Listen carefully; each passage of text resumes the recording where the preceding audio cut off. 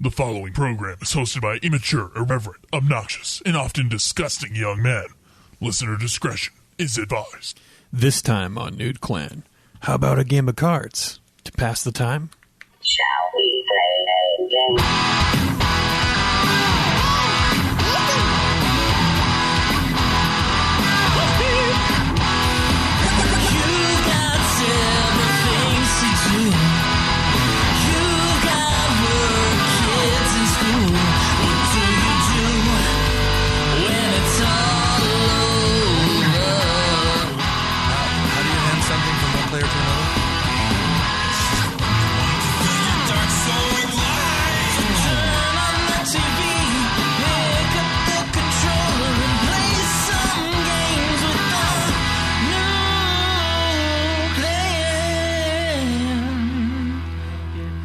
Welcome to another episode of Nude Clan. This is Cameron.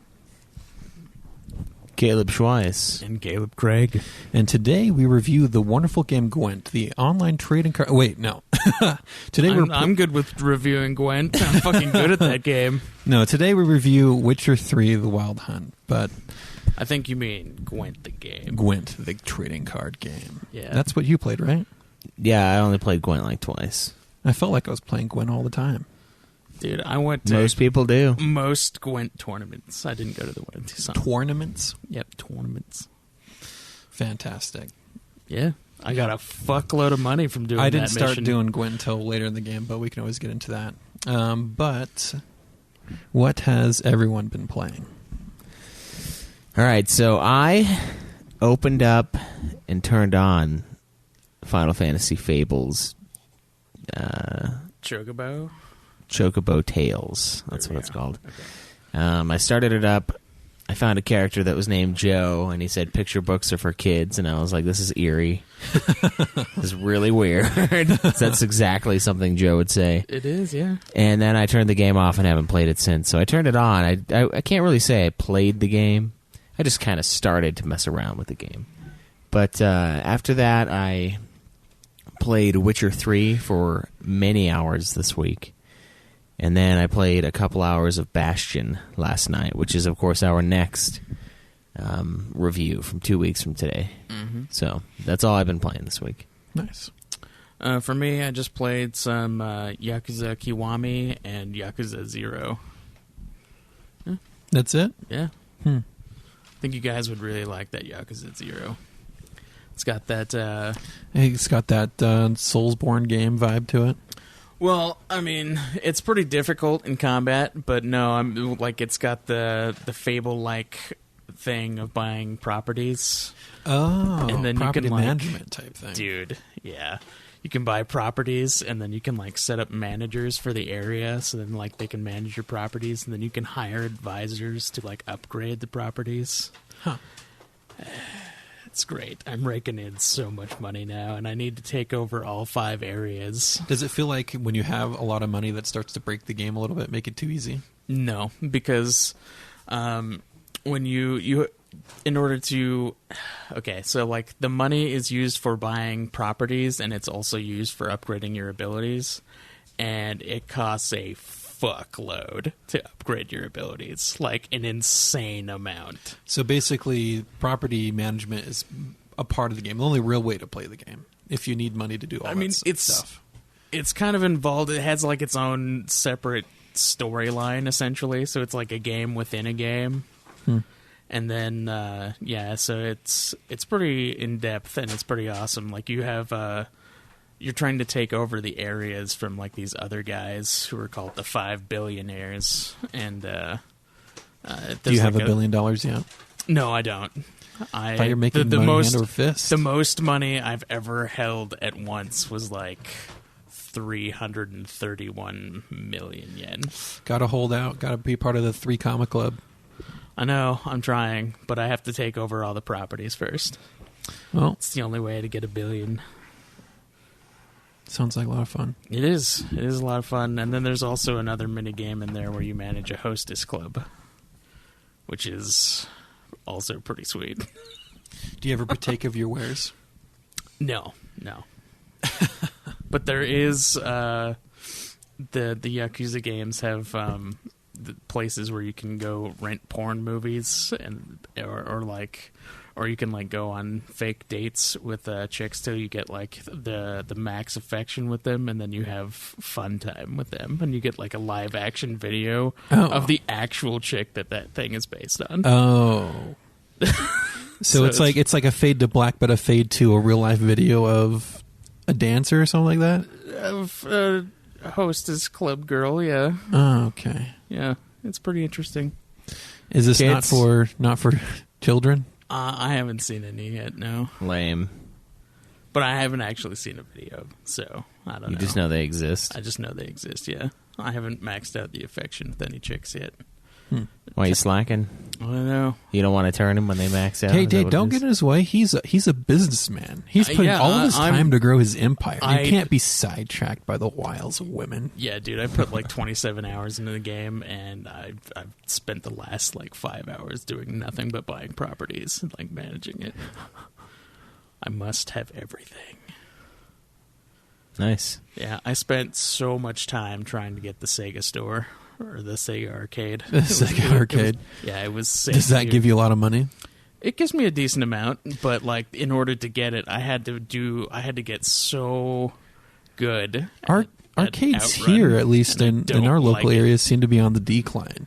I wonder how big arcades are still over in Japan. Well, this was like during 1988. Oh when yeah, the game takes place. that's the golden era for Yeah, arcades. So yeah, one of my main contenders for the area that I'm facing is like the Electronics King, and he's like a nerd dude, and so he had to challenge me in fucking arcade games.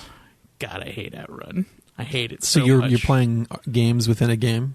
Yeah, there's Okay. so many games within. So this if you game. beat one of those games within the game, does that technically count as 2 games beat? I mean, yeah, because they're like the actual games. They're actual Sega games in there. Interesting. So Abrac in the chat said he's not getting any mic audio, just a hissing sound. Are we capturing it though? Yeah. Okay. Interesting. Small technical difficulty, I guess. But yeah, that's all I've been playing. Cam, what about you? So I played a decent amount. I wouldn't say a lot, but a decent amount of Battlefield 5 this past week. A few days I didn't have time to play games, but did play a little bit of Witcher 3 to start on the path of DLC, but not too much. So you started the Hearts of Stone. Mm-hmm. Yeah, How far did you get to in that? I started it. You started it? Did you do the fist fight at least? No, I didn't. You do didn't any even. more Then fist you didn't fights. even start it. No. That's how the fucking like DLC starts, is with a fist fight. Okay. I thought about starting it. How about that? Yeah, that's pretty much all I played this week. No Bastion yet. No Bastion. Didn't pick it up. Mm-mm. So now that we know what everyone's been playing this week, the real question, the only important question to us, is whether or not anyone has beaten a game this week. Greg. Indeed, I beat Yakuza Kiwami. Kiwami. That's the one we got the gift. No, that's 0. Right? No, the one we got gifted was Kiwami. Oh, okay. But it was also the free one of the free games for PlayStation Plus. Okay, perfect. Yakuza Kiwami. Yep. I gotta go look at those. Haven't checked this month's, or I didn't grab last month's free games either. Yeah, you got to snag them You before they should- go. Yeah, they're going to be gone by Tuesday, so you should really grab them when you get home. I'll get right on that. Or you download the app on your phone. You can grab them or you wherever. do that. Yeah. I could. Have you beaten a game this week, Cameron?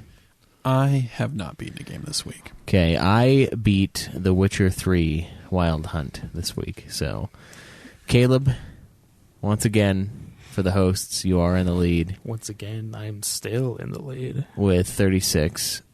I have 33. Cameron is at 14. Mm. Oh, no, wait. Is that right? Yeah, I think that's right. Yeah, I think so. Yeah, we lost the list, and we I was just going to listened say to it'd it. be nice to have a paper where we've written all this down. I know, it'd be nice if it would stop getting fucking moved. It belongs on the table. The table is for the shows. It's not where someone's telling me it's at. And it's all fucked up in here. But yeah, good job on the hog this year, guys. There's some heavy competition going on. And lots of people entering their hog. Lots of non-hosts, of course. You guys don't enter anything. Nope. Because you're fucks. Yeah, I kind of stopped. I have like a huge backlog to enter, and I'm pretty sure if I did, I'd beat you. Well, I mean, I'd like to see that, but you're never going to enter it, so... Maybe I should, just like on the last day of the year, just enter all my shit. Are you going to remember it all by then? Maybe. Because if you can remember it all, there's portion. a good chance you're not actually going to beat me. I don't know. I've consumed a lot this year, so we'll see. A lot of what? A lot of content. Like games? Well, no, not games. We all know where I'm at games-wise. And, of course, I guess games are the highest earning point thing I don't here. think I've so. added any of my games. Have you listened to a lot of books this year, Cameron? Yes, I have been. That'll boost you a lot. Yeah. Yeah, you guys should use the app that we love so much, Hogib. Hogib.herokuapp.com, of course. You can add your hog, keep track of it, and check the leaderboard, see where you stack up against the rest of the clan and its listeners. Did we get any hog updates this month?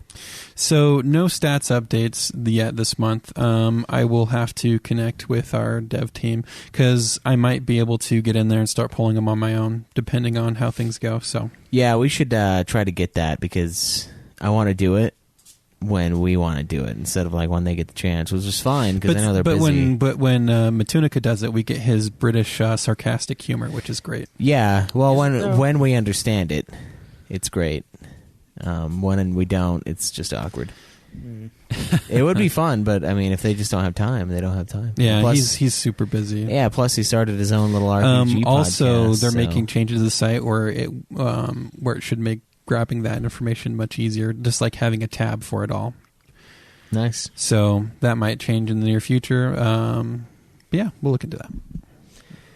We certainly will have others look into that for us and keep it rolling. Guys, we had a sweet sale on TeePublic. There was a Cyber Monday sale for our shirts, and a couple people did pick a few up. How many shirts did we sell? I think we sold 2 shirts in a box. A couple people. Okay, did when pick you them up. said a couple, you I really meant meant a couple. Okay. And then How many of those were hosts or Geekdom members? Half of them were hosts. And then someone bought a box of stickers too, which is kind of cool. Like I said, we should probably, we'll have like the show art on shirts always, but we should also have an alternative, like an understated type shirt, which would make it easier to wear in public. I think we'd sell more shirts that way. Yeah, no, we talked about this before we started the show, and my idea for like an understated shirt, like something you could wear to a family function, was I'm not gay, I'm just anti-puss. That was a good line. Taglines. Yeah, that'd be a good one. I don't think there's anything wrong with our current image. Well, I told Alex I was if you look at buy- the image of the king hog, look at the hog doing paying homage to the king right there. Do you see that sack he's sporting? it's not a sack. It's his leg. Oh, is it his leg then? Yes, he's like kneeling. No. Look at it. Turn around. He's on Yeah. one knee. Look at that. Cam. That's a ball sack. No, it's a knee. If I'm looking at it now, it's a but knee. at first glance, it looks like a fucking. I have ball sack. thought it was a ball sack for the last year. Yeah, me too. It's a fucking knee. I think you're right, Caleb. I think it actually is a knee. I thought that was It is a knee. He is on one knee, bowing before the king. See, I thought it was Cameron because we joked about his No. like low hanging sack. So I just figured, and the other one's balding. The one because you're standing on me, right? No, you're standing on me or Joe. I think I was standing on Joe because he was the bitch. At Then the who's time. the one? The one in the back with the mullet is Schweiss. Then Yeah, I was holding up the cape, Yeah. and then you're the one bowing. taking a knee.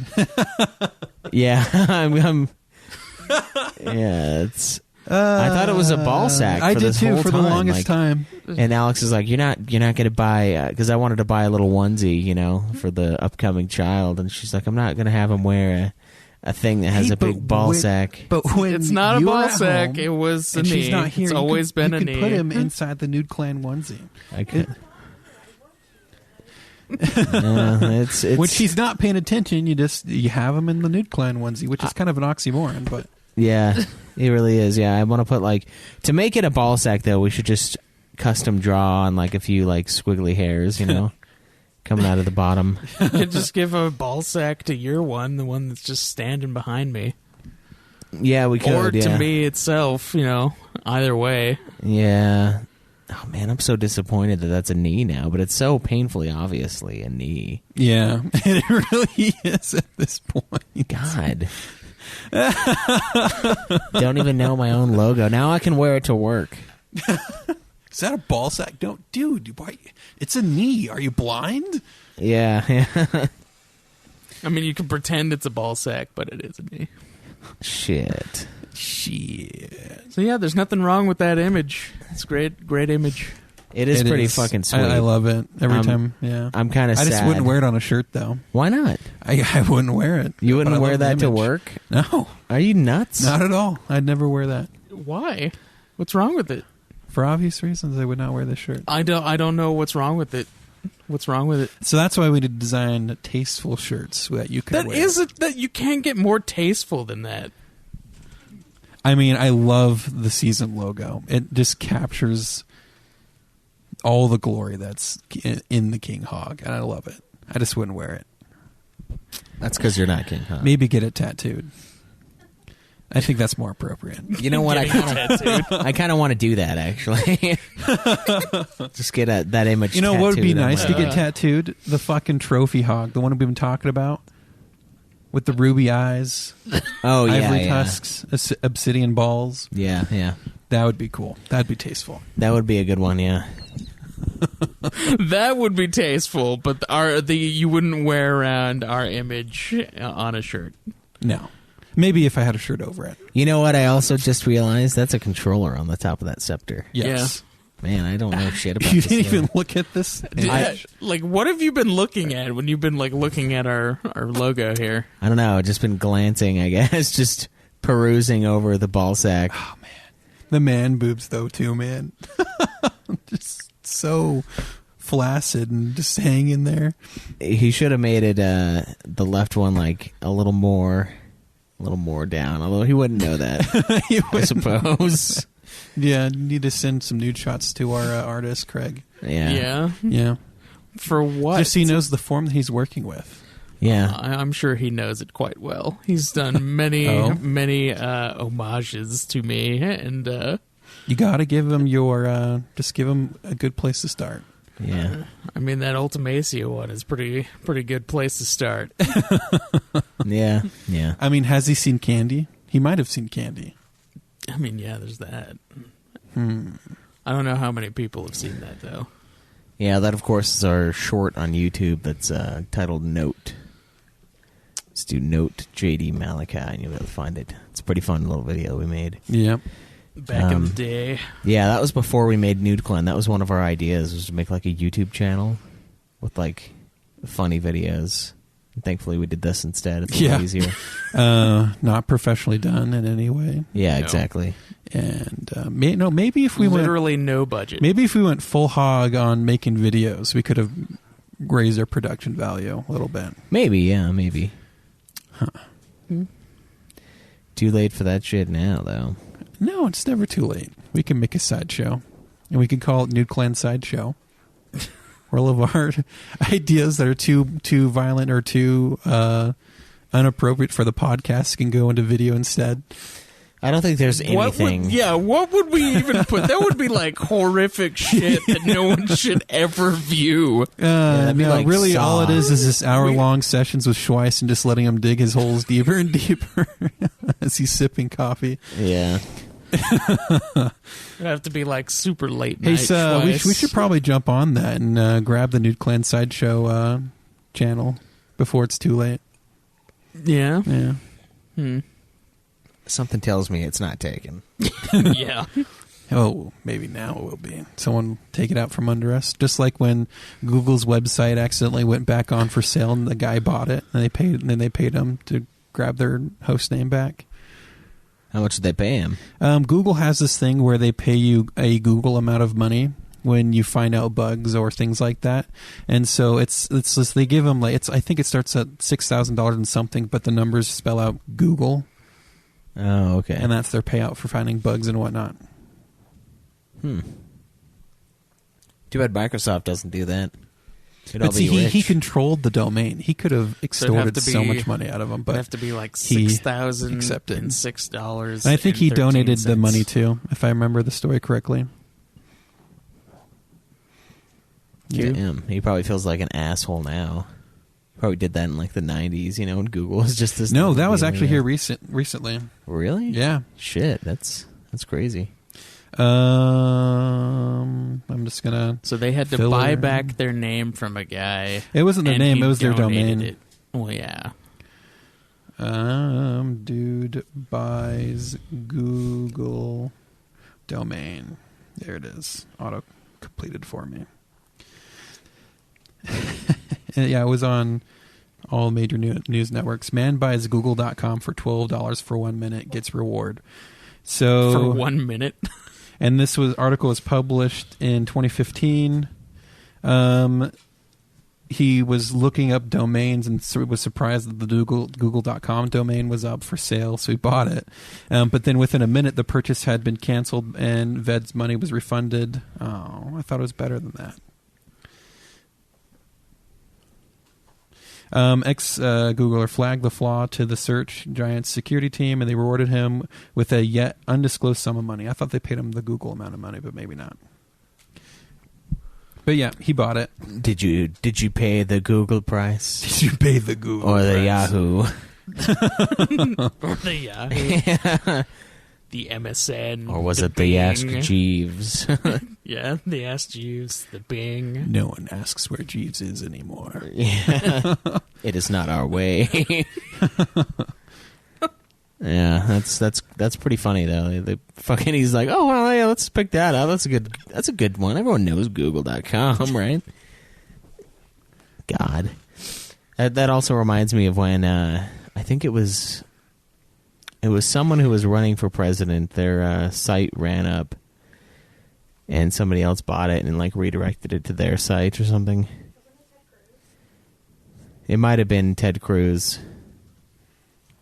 And I can't remember. Somebody, I feel like Trump bought it or something, and then like they had it redirect to their site or some shit. Like someone had. Oh, that was recent. No, it was Jeb Bush. That poor man. He got like fucking somebody bought it and like redirected it to their site instead. Oh, man. That's what it was. He got boned. That's funny. Yeah. So there are a lot of little funny stories about like web domains and stuff, like getting snatched up by other people. Yeah, it's good stuff. Caleb, do you have a question? We do have a question. It is from Jay Jones. He says, "What is the first game you ever beat?" Man, the first game we ever beat? Well, have to go way back. I mean, as a kid, like younger kid, you'd play a lot of games, but I don't remember beating any games specifically. Yeah. Mine was probably Super Mario World, I think. Played a lot of games, but I don't know if I beat any before that one. Super Mario World, you say? Yeah, for Super Nintendo. For Super Nintendo. I don't want to say it was Call of Duty 3, but there was a huge chunk of childhood where I could hardly ever play games.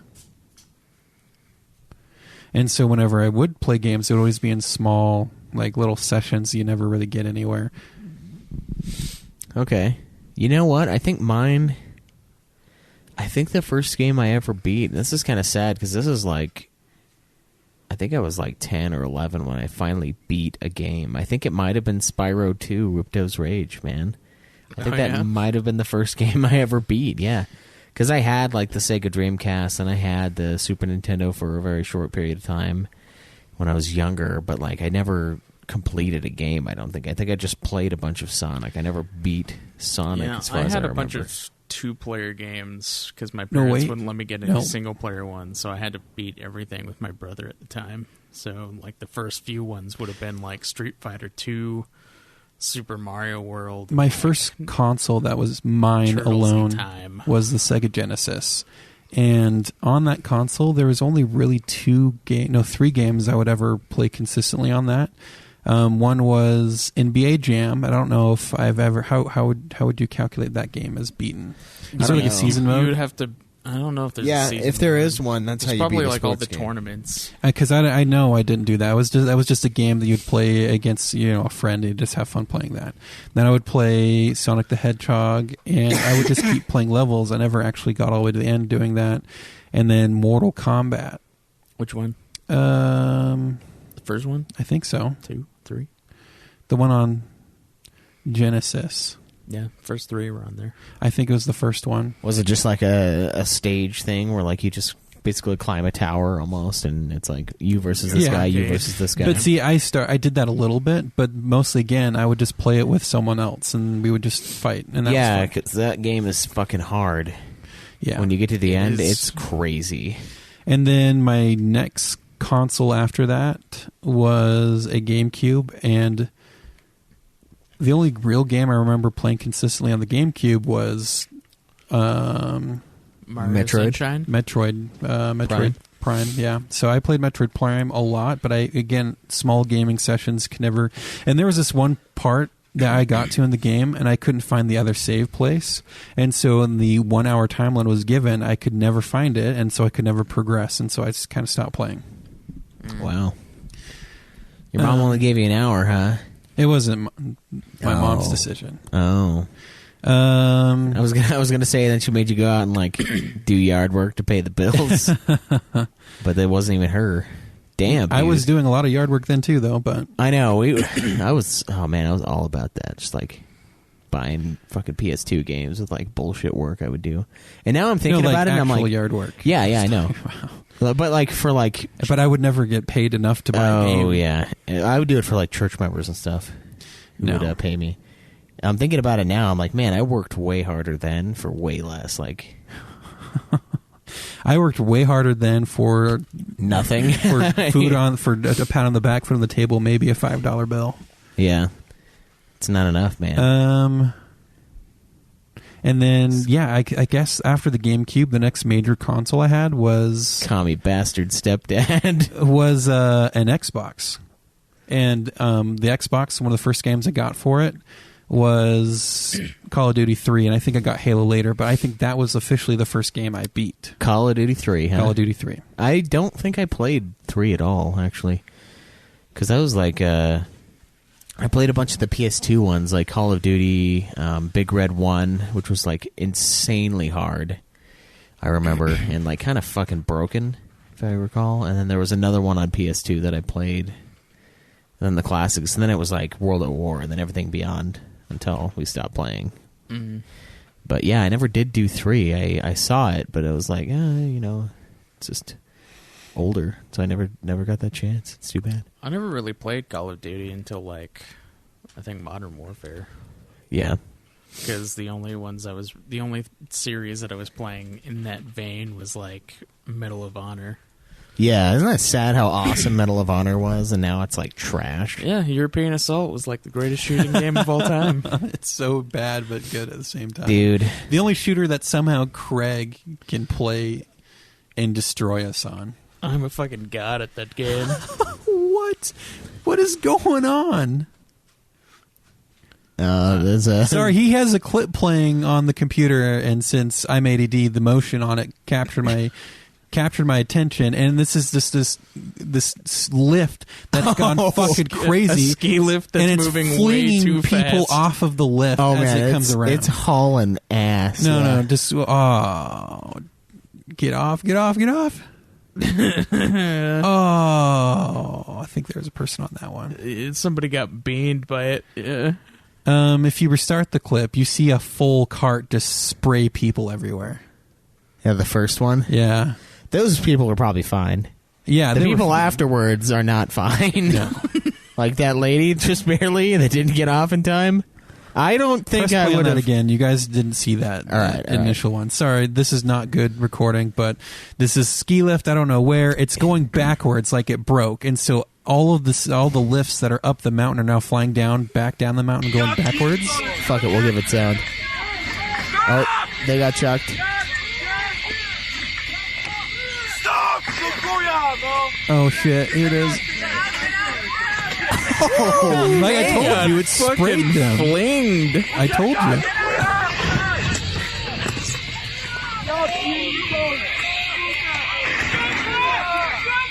And that's the moment that caught my attention. At first I thought it was just someone doing, oh, I'm in the mountains, blah, blah, blah. But then... guy on that one. He didn't get Oh man, that lift is just crushing. Yeah, so after that it just like dominates. One of those people looked pretty downed. Yeah. That's like, damn dude, don't go skiing is the motto of this week's episode. I think it was Russia, wasn't it? Didn't it sound like we were speaking Russian? I couldn't really tell from the clip. Yeah, don't go skiing this season. That's some Final Destination shit. Yeah, it really is, yeah. Sorry for that brief interlude. Yeah. What, so, first game you beat, did you already say? Yeah, I think it was Spyro 2 Ripto's Rage. Okay. I'm pretty sure. I didn't really... I don't know, man. I was kind of bad at games for many years when I was younger. Just kind of played. And then I finally became a little bit more objective-based and was like, oh, I want to start beating stuff. And then I came with I got my list, that old piece of paper that I had that was like all the games I'd beat, and then it became the originator, the beginning of the hog. Yeah, and I was just obsessed with like writing things down on this list. So such an arbitrary thing. When we talk about the hog list, this isn't something that we came up for the show. The hog list has been around for some time. Yeah, and I had it on the fridge too. Like I was all proud of it and shit. And then we had Craig make one, and then Cameron and him ended up in like a fist fight because Cameron was like, "Did you really beat this fucking?" There were some games on there, and I'm like, I know what you play, Craig. I'm over your house like all the time, watching you play. And Craig true.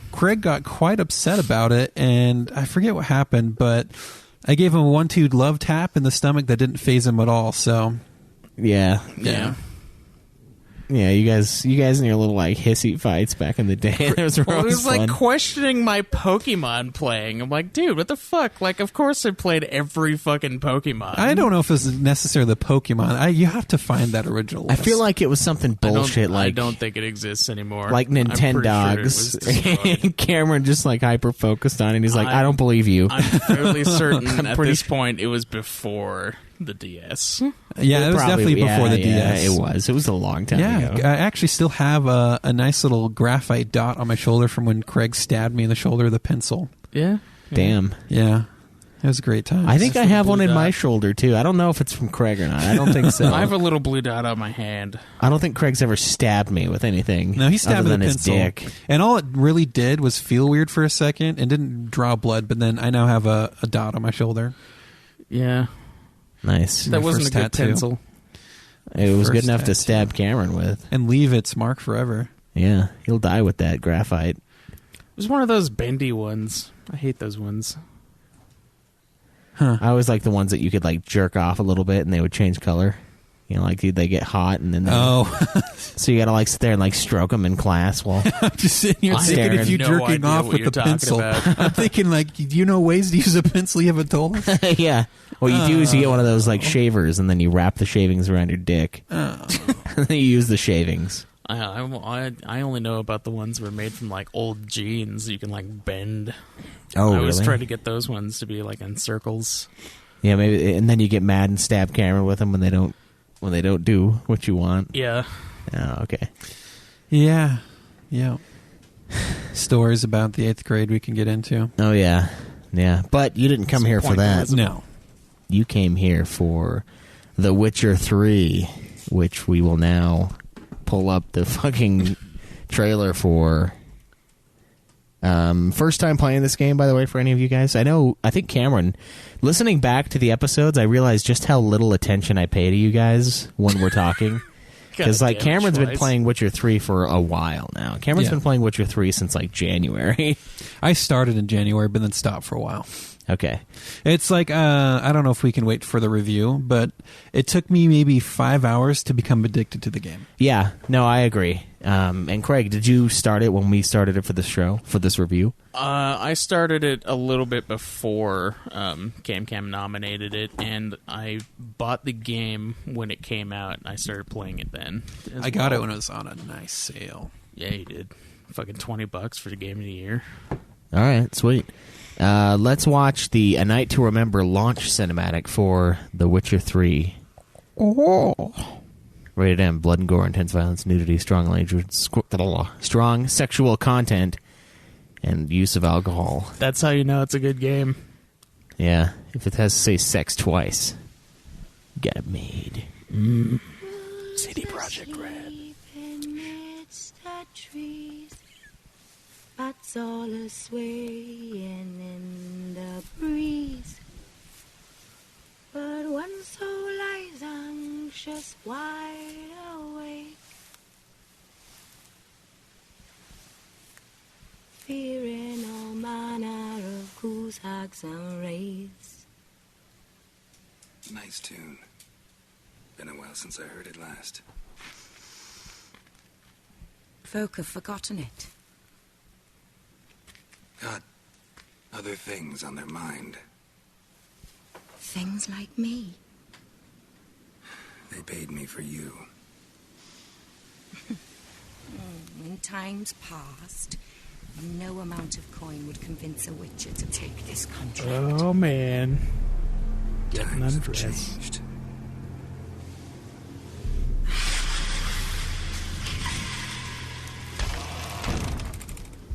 Why did she have to disrobe? She couldn't do the little misty thing with the robes on, apparently. So why does this guy look nothing like Geralt? I don't know. He looks enough like Geralt.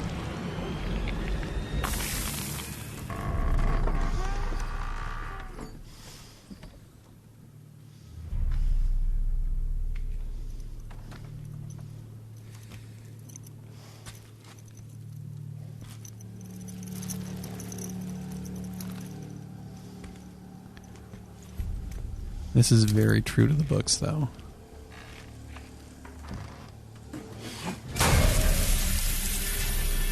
Oh, man.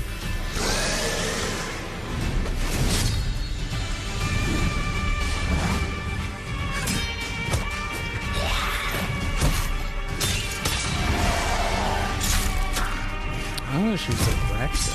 Okay.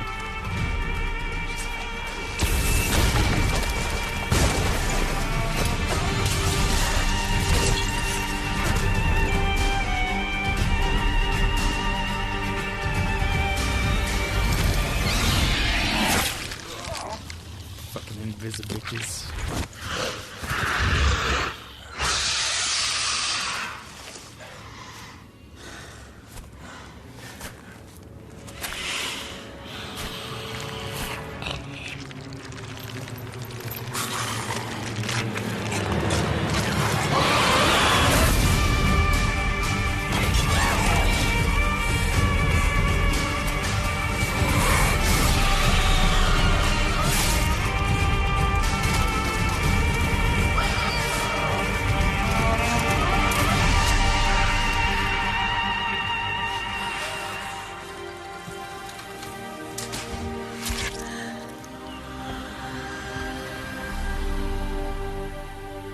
It's all silent for the night. The gilding knife. Last daylight dies. But when soul lies anxious, wide awake, The Witcher 3. the Witcher, brave and bold, paid in coin of gold. He'll chop and slice, you cut and dice, you eat, you Oh, I didn't take her head. uphold. eat you whole.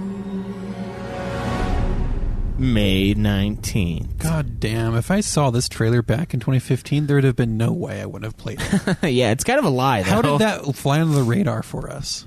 I don't know. Didn't It's for like me. the biggest fucking game of all time, apparently, according to how many Game of the Years this fucker got. It has more Game of the Years than The Last of Us by like 5. Wow. Which That's is like insane. a year before this, or like a few months. Last of Us is like, look at us and our big dick. And then like a few months later, Witcher's like, oh yeah? I remember watching someone play Witcher 2. Yeah. Yeah, I think it was Craig, actually. I don't know about that. I think we've all watched someone play Witcher at some point, like his. But I never really played Witcher 2. I have. I remember it on maybe on it was actually Xbox. TJ. I have the first one, and I played that one a little bit. Christian played 2 a lot, and on PC like 8 years ago, I was like, wow, this game looks fucking awesome. Like, what is this fucking game? And he's like, oh, it's a series. They basically try to make it look as good as humanly possible. Yeah, it's great. And I'm like, oh, this is kind of cool.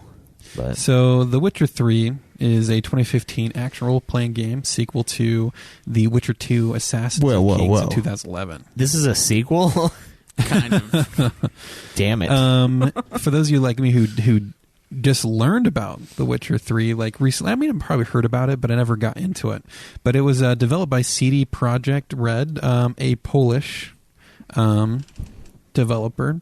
Looking to the history of CD Projekt, they had some games they did before the Witcher games. They had something Baldur's Gate and Baldur's Gate Dark Alliance, and it looks like the Dark Alliance game was experiencing financial difficulties, and so they took the code of that game and it became The Witcher.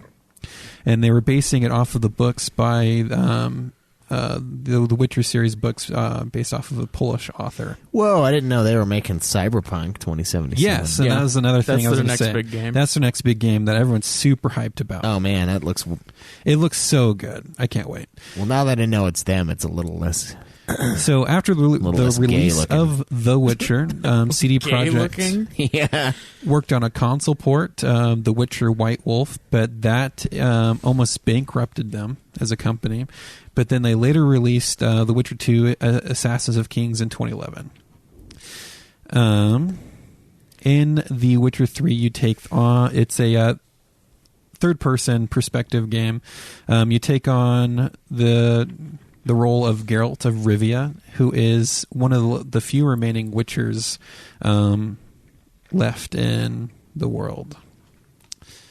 What is the main area, like the whole, what would you call the whole of the continent that he's on? Not just the specific cities. North? Just Yeah, the it's north? kind of the That's north. essentially all they call it. You got Novigrad. I was Velen. I was trying to say, what the continent or what the land was called, because they would, They don't really have a. They don't ever say what the continent is. Most called. of the game takes They place in mostly like just- Novigrad, though. Like a lot of Yeah, them. Yeah, those a lot are of it is different. Novigrad, Like but they're yeah. supposed to be like different countries. Yeah, but it's like it doesn't really But feel that they're- way to us They're because we're fairly close, unless Yeah. you look at the world map. But and then it's not at all.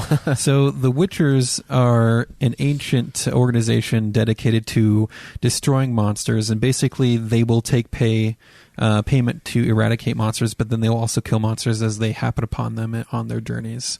There are several different schools of Witcher. Geralt is of the Wolf School, and if you want to know more about that, you can play the game or you can read the books, and I'll get a little bit more in depth into that. Now, the development for this game is actually quite extensive. It was planned to begin in 2008, but the CD Projekt Red had Rise of the White Wolf, which pushed back The Witcher 3 development until 2011. It was self-budgeted, about $81 million. The game took over 3.5 years to develop. Employed at the beginning only 150 employees, but they grew in-house staff to about 250. One of the coolest things I was looking into the development of this game is that there was a total of 500 voice actors in this game. Oh, I believe it. Because Yeah. they also published this game in 15 different languages. Did you notice? The guy who plays Tywin? I did not. Which one was he again? He was the king. He was Emperor. Was Emir. Was he Emir? Oh, that's so cool. Yeah, I was listening and I like- was like, that sounds like the guy who plays Tywin. But I remember there was one day I was like thinking Geralt sounded kind of like somebody, and I looked up the voice cast and I didn't see Charles Dance's name in there when I looked at it. So I was like, no, I would have seen him. And then I looked again. I was like, oh my God, it is. I fucking knew it. Yeah, and then Schweiss told us, and then I was like, I knew there was a reason I liked Emir for some reason. Yeah. Anyways, apparently the script for the game is 450,000 words, and it had 950 speaking roles. So it took them from 2012 to early 2015 to record all of the voice acting. God, dude. I know. You could tell there are a lot of different voices, and it really makes the world feel so much more alive when they have that kind of voice cast. Mm-hmm. I mean, just the attention to detail. I did notice some minor, game things, but it wasn't like minor bugs and whatnot. Usually with the sound, but other than that, development-wise, it's a pretty solid game.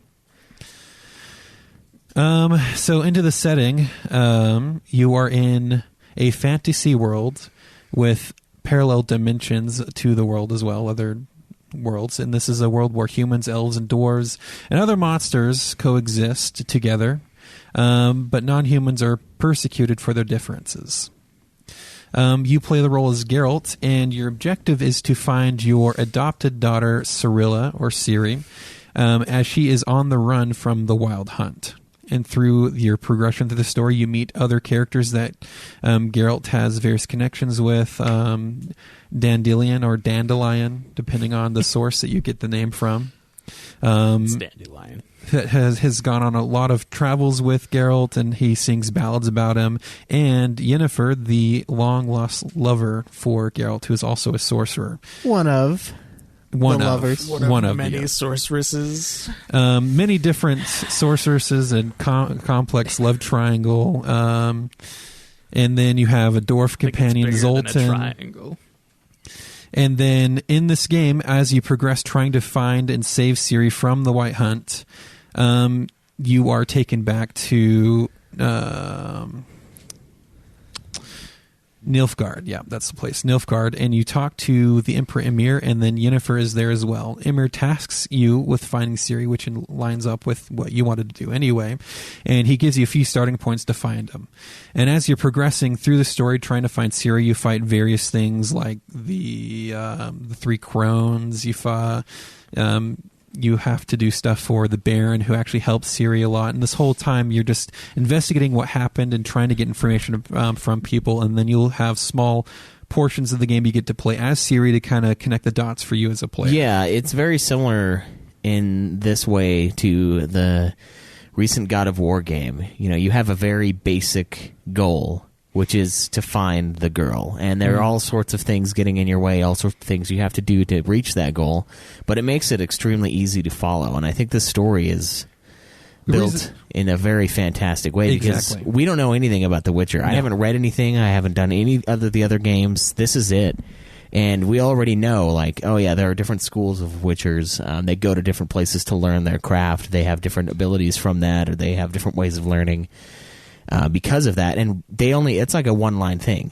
A few people mention I'm from the school of the blah blah blah, and then you see quests for finding school of the cat armor and stuff like that. So I think they do a really great job building the world by giving you such a simple task so that you don't forget what you're trying to do, and you can really absorb all of this other stuff in. Another reason why I'm going a little more broad on these different parts of the story is that each smaller section of the story has decisions that you can make that drastically affect the outcome of that one story. So I have a playthrough with the crones and the orphans in the bog, and my ending to that can be drastically different than the ending that you got for that. Oh, it is. Yeah, it's every story is every part of the game is basically a sub-story within the overarching and it really story. shows. It feels like everything you're doing story-wise is so important at that moment, and the decisions that you have to make have so much weight behind them, and it drastically affects not only the ending of the game, but that portion of the game right now. You're seeing real-world consequences for your choices. Like when I sailed to the Isle of Mists, and it said, you failed blah, blah, blah quest, and I was like, I don't really know which one that is, whatever. And then I get back, and then suddenly Kira Metz has a fucking stake through her I guess, ass or something and coming out of her mouth. Wow. And I'm like, holy shit. I have I looked it up and I'm like, different ending that's for Kira. the one. Yeah, me too. I saved her and told her to go to. I saved her and Kaer told her to go to Kaer Morhen, and her Yeah. story ends actually quite happily for her. So. Yeah, I'm sure. I'm kind of glad though, because like I already had enough chicks that I banged at Kaer Morhen. I don't need one more like giving me. all of them were there. She actually gets with one of your Witcher brothers, Lambert. That guy really? Yeah, Kira gets with Lambert? Yeah. He's so pissy though. Yeah.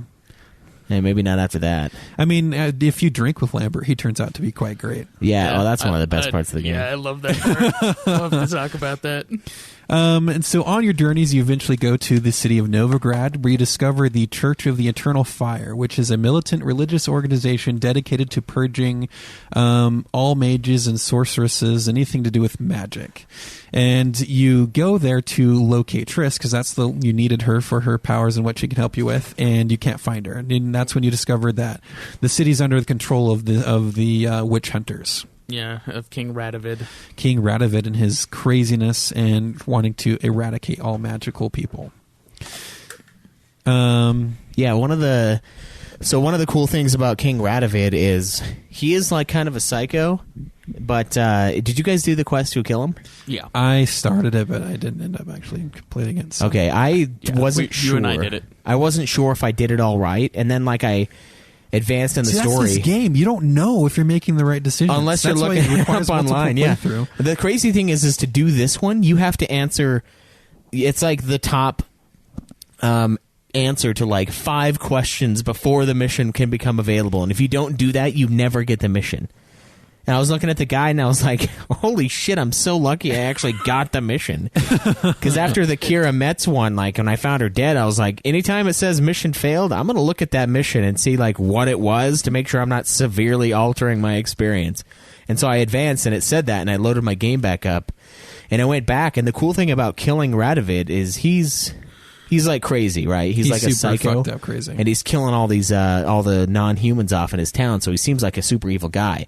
But what happens in the end is if you kill him, the Emperor... Nilfgaard takes over. Yeah, Nilfgaard destroys that land. Like, Nilfgaard... And it ends up being okay, because Nilfgaard gives it back, basically. I think, is the good portion of it, because I had the ending where I did not kill Radovid, and he fucking kills a lot of people and non-humans. Yeah, exactly. Well, he's going after sorceresses first, and Yeah, but once all the sorceresses are gone, you have to unite your people in hatred of another thing. The quest thing. line with Triss is that you like get all the sorceresses and magic and I related did that. people out of the town. But and when you do that, then it like fucks over the non-humans because they become the scapegoat. Exactly. Yeah, and they start. But they don't touch my elf armor, my elf sword master. They leave him alone, which is good. Because he's like the best dude in the town.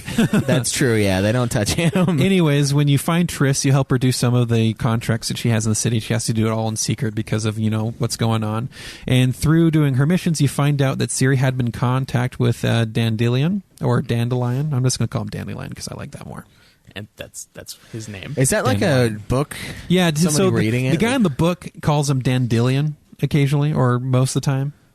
It depends on the book, actually, because it changes. So is it a bad translation, maybe? No, so it's Is it translated the same in guy English. reading it every time? Yeah, so far. Oh, is it like book on So tape? what? He just Audible. barely learned how to Dandelion. pronounce it. I don't know, because I went through the prequels first. Maybe he's and like, it's not what pure, kind of but- man would go by Dandelion? Anyways, you find out Gay. Dandelion was in contact with Ciri, and so now you have to go find Dandelion, and you find out that he's actually imprisoned. And so he's a now, dumbass. your goal is to find out why he's been imprisoned, and you have to find former people that you knew, like Dijkstra, who is a spy who now runs a bathhouse as a front to cover his other missions that he does.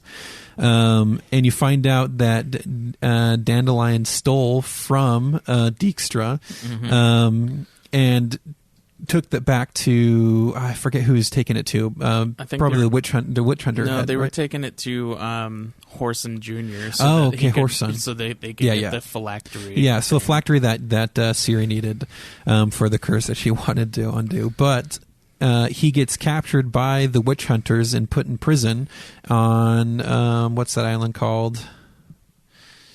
South of Novigrad. I can't remember. He gets imprisoned there, and you have to go help him escape. And you end up killing the captain of the witch, the witch hunters, and you have a friend named Boo Boo who is a. You mean Doo-Doo? Doo-Doo, sorry. Who's Boo Boo is from the book, sorry. Doo-Doo, who then impersonates the captain of the garden. Yeah. Says that he gets Dandelion on the move, and you ambush and eventually rescue the Dandelion. Yeah. And from there you learn more. So Dandelion the Doo-Doo has guy, he's a Doppler. That's a one of the... Doppler, yeah. When you first go into Novigrad, that's what you see, somebody getting burned, and they were a Doppler. And they're like... They basically can take the form of anybody that they are around long enough. So he kind of took the form of that captain and was able to impersonate him and convince him to move Dandelion so you could kill everybody and get him out. Right. That's pretty cool. And then through more of your journeys, so when you're with the Bloody Baron, there's a section where they bring in Uma, who's like this little imp dude who looks super weird and crazy eyes and whatnot, can only basically gurgle at you. Yeah. And later you find out that Uma might actually be something more than what he appears.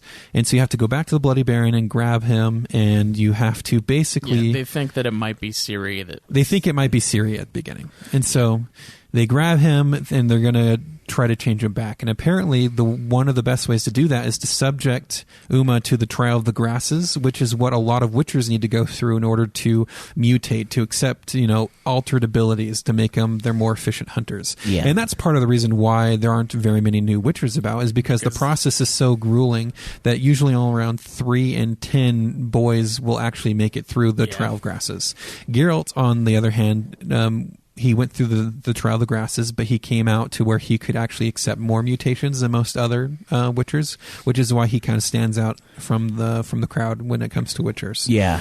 So they take Uma, subjugate him to the trial of the grasses, which is very grueling, but they have people there to try to keep him alive. It turns out that Uma was actually an elf from the same planet that the Wild Hunt is from. I forget that race of elves.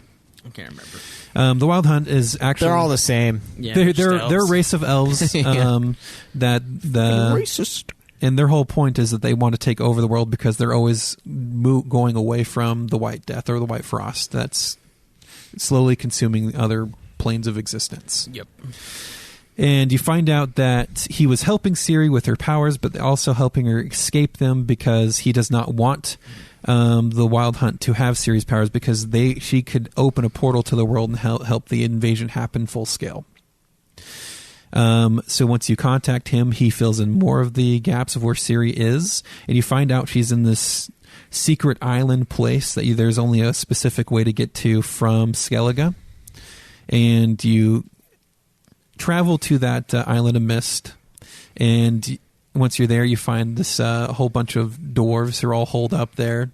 Yeah, so you got to go rescue the couple dudes that are left. Yeah, So- all of them died but one for me. I think one narcoleptic was guy already lived. one was already dead, and the other one I watched plummet to his death. Yeah. Yeah, I'm like, I wish I could save that guy, but I don't see how I could. And then the narcoleptic one Keeps falling asleep. keeps like falling an asleep asshole. as you're. But yeah, you do save him, which is good because you need at least one. And then you find Ciri there inside with the thing that the little cabin that the doors are in. You think she's dead at first. Yeah, did you guys actually think she was dead? Because I No. totally did. I was like, what? I'm like, man, that's a ball buster. Like, this whole game I've been trying to find this chick, and she's just dead. And I'm like, how's the game Wasn't gonna there a end mission now? before that where someone had talked about a potion or poison? Yeah. So if you did this one mission, this one guy was talking about potion or poison that makes it look like you're dead. Yeah, I did that And, one. I think that alludes to me letting you know there's a possibility she's not dead. But the thing that she did, though, is she sent her soul out of her body to lead you to that, because that little orb thing was like her. Yeah, was that essence. her? No, Yeah. I thought he said that the orb that you had something that maybe it was her solar essence. It's weird. That's part of the lore where it's like, man, I don't know what the fuck's going on, but whatever. Does she absorb it? when Yeah, you it comes get back there? into her body, and then she hugs you. Okay, yeah. So you have a good heart-to-heart moment, and you talk about stuff, and reconnect, and And then you find out Ciri's Tinder not moment. actually a Witcher too, She's almost a Witcher. She didn't do the she's trials. almost a Witcher. She never, well, she doesn't need to do She the was trials. trained as a Witcher, but she never went through the So, mutations. my She's thing trained is- as a Witcher, and she was trained in sorcery by Yennefer, because the reason why the Wild Hunt wants Ciri is because she has the Elder Blood, which gives her very strong magic. She's an ancient, basically. From She Final she can Fantasy manipulate VII. time and space, basically. And so- on top of that, she's a sorceress and basically a Witcher. Yeah. And don't ever give her. Don't ever give her a screaming orgasm or she will kill everyone in that town. Also something I learned. So there's a big part of the game that we kind of glossed over in the story where you're kind of grabbing a bunch of your friends to hold off Helm's Deep. Oh, Kaer Morhen? The castle at Helm's Deep. We haven't got there. We haven't got there yet. No, that's before. Oh no, you're No, right. That no, is because you bring her it's back. directly Yeah, that's after. we're getting Ciri right now. Jeez, that Yeah. I did a lot in the last 2 days of Yeah. playing this thing. I did all the side And quests. since you took so long talking to Ciri, the dwarves decided to bail without you, but you find another way off. Well, Ciri, I think you can convince them to come with. Can you? They maybe. I don't know. They bailed Because there's a trophy for getting all possible allies, and I think the dwarves were fucking there, and I'm like, how? They were No. just a-holes. I don't They think just it's left. them. I don't Maybe think, it's somebody I don't else think then. it's them. but Ciri, Definitely didn't get Kira. you know that so sorceresses and mages, they can make portals, but Ciri can make portals in between worlds, while other normal mages have to find places on planets where you can create a portal to another world. So she doesn't need that, but other people do need to find those portals, and that's why she's so powerful. Yeah, and every time she does that, though, the Wild Hunt can sense it. They can So sense it because they described it about how using large amounts of magic creates a disturbance in the force that the Yeah. Wild Hunt can sense and appear. Yeah, they also have dudes that are similar but way less powerful. Way than less Ciri. powerful, yeah. They basically can create portals, but to a much lesser scale. Anyways, the second that you take Ciri back to the real world, they know the Wild Hunt won't be too far behind, and so you take Ciri to Kaer Morhen, and you find all the allies you can to help you with the battle at Kaer Morhen. Yeah. And then you end up fighting off hordes of the Wild Hunt. And the Wild Hunt, as far as I can tell, is just like a fucking free company that just wants to do evil. No, they are a race of elves. They call themselves the Wild Hunt, but they are a race of elves that want to invade. Well, yeah, but I mean, there's a part where Geralt talks about when he rode with the Wild Hunt, so that almost makes it sound like it's just a band of brothers that just But I think he's an outlier just because he was an excellent fighter. Okay. Yeah, so his memories are erased, and he rode with Wild Hunt, and he eventually got out. Yennefer also did. She rode with them as well. Good, powerful people. Yep. Yeah, great but, people. But for the most part, They don't remember what they're happened, these though. tall, Except strong, for, I guess, strong Yennefer elves. does. You wouldn't believe the kind of power they have. The Great Heights. Anyways, I had a lot of fun in the Battle of Kaer Morhen. That Yeah. was a good fight. It's pretty sweet. Yeah. It wasn't as sweet as Helm's Deep, but it was still pretty fun. Anyways, No as- ladders to as kick you down. were- This place is a shithole, so they just walk in. As the Wild Hunt broke down the final set of doors into the castle, Yennefer couldn't hold her shield any longer. And then all the Witchers, I guess besides... That's why I chose Triss. Besides, I chose Tristan. I like to choose the winning sorceress. And then Geralt just gets encased in ice, which seems to be a reoccurring thing that happens. Yeah, the Wild Hunt just freezes Geralt. They're like, yeah, we know. We used to work with that guy. His weakness Turn him is to ice. We don't want to fuck with him right now. And then... Well, everybody starts turning to ice. He needs not to just grind Geralt. more before he can fight me. And then Ciri and I can't remember his name. Val, the original Witcher, the trainer Witcher. Vesemir? Yes, I knew it started with a V. Sorry about that. So it comes down to Vesemir and Ciri, and they're being surrounded. They're like, hey, you can just give up, and we won't kill anyone. And then she's like, no. And then Vesemir gets in the way. He gets destroyed by the Wild Hunt. Actually, he kills himself basically. Because he knows that his life would be a huge bargaining chip for Ciri for her to give up.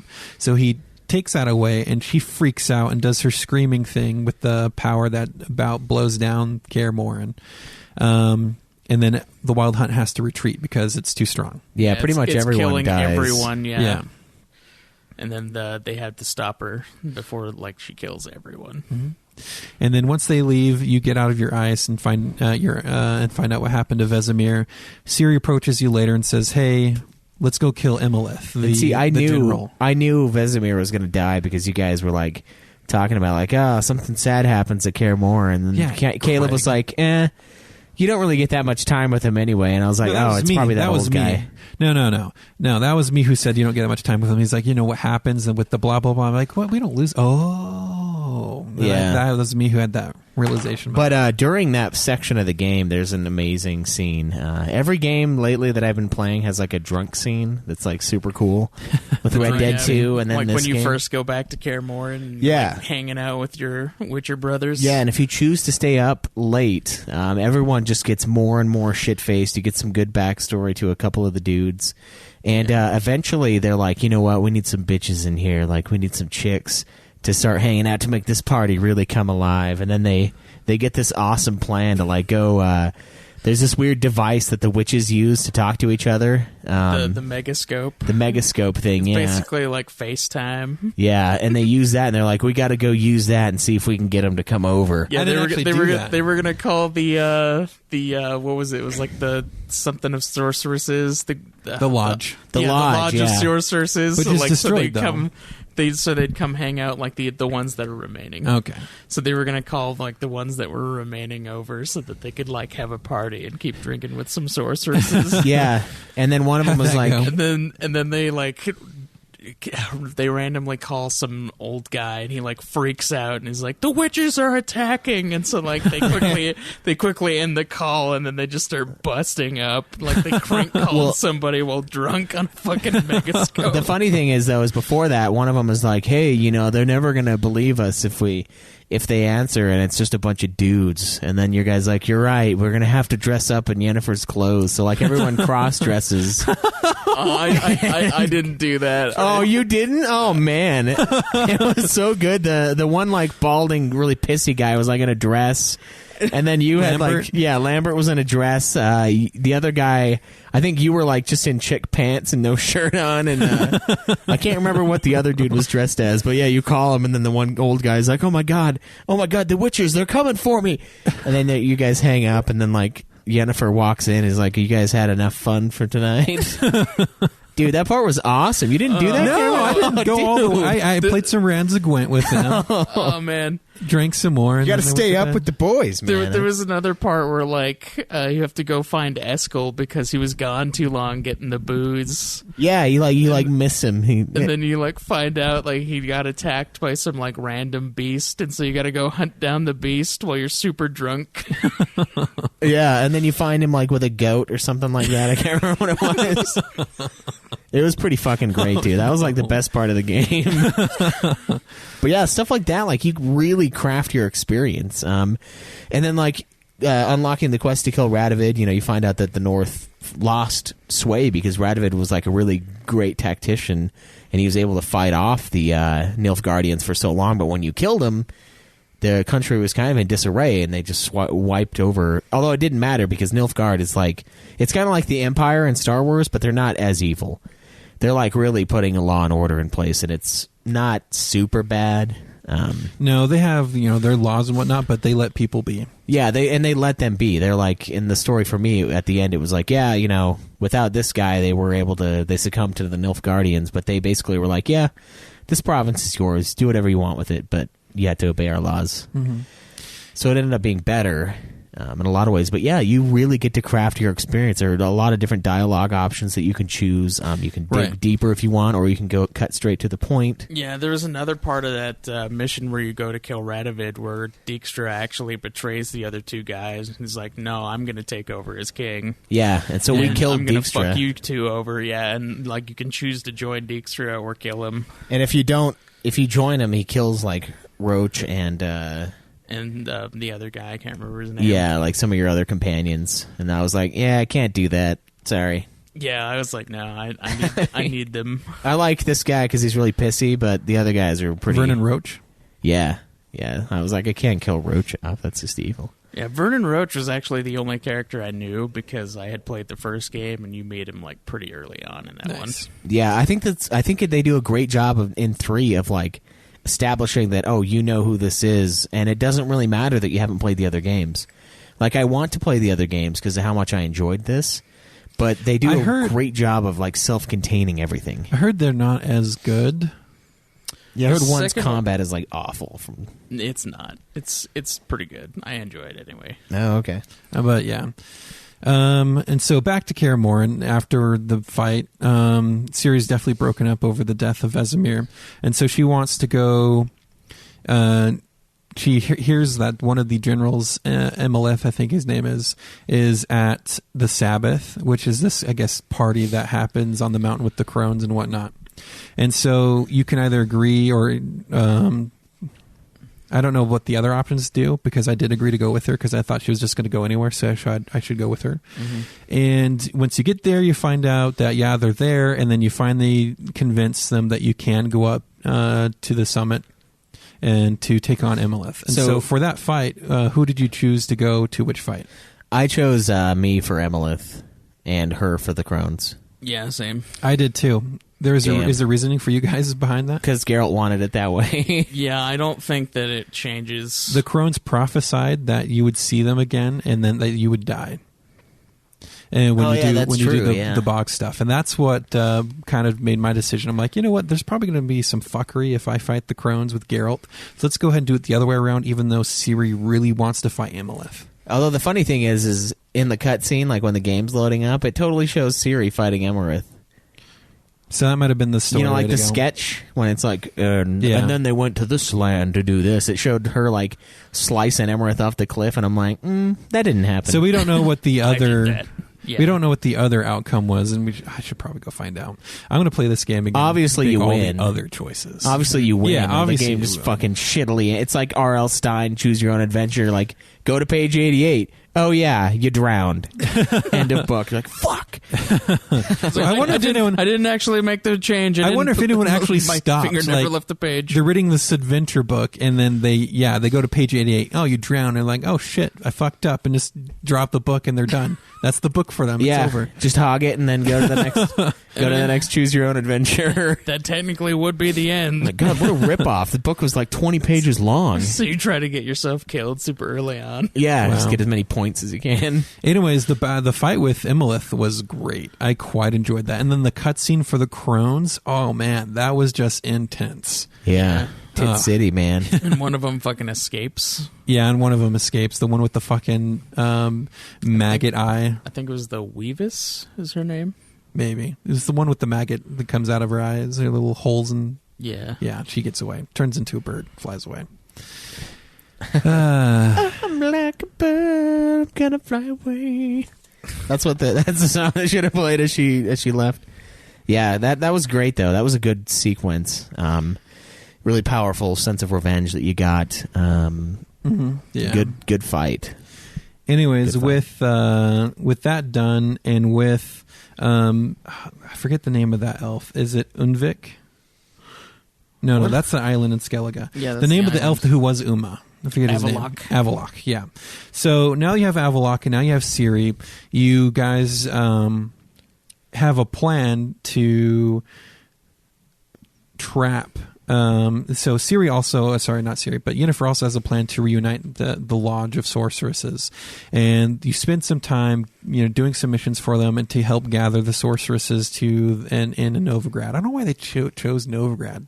The one place they can't be. I haven't killed. Yeah, I thought that was Radovid stupid too. At that point, so I just barely did, and I'm like, why would they meet here? Anyways, you're helping gather sorceresses. You help get things ready to go off to Skellige because of the Sunstone. The rumors, ancient elven rumors of a Sunstone, which was supposed to be a love letter to summon some high elf lore about two people in love, and she was supposed to use the stone to call him back, and she never did or whatever. But anyways, the plan is to use that stone to summon the Wild Hunt, to then keep the Wild Hunt there and finally destroy them.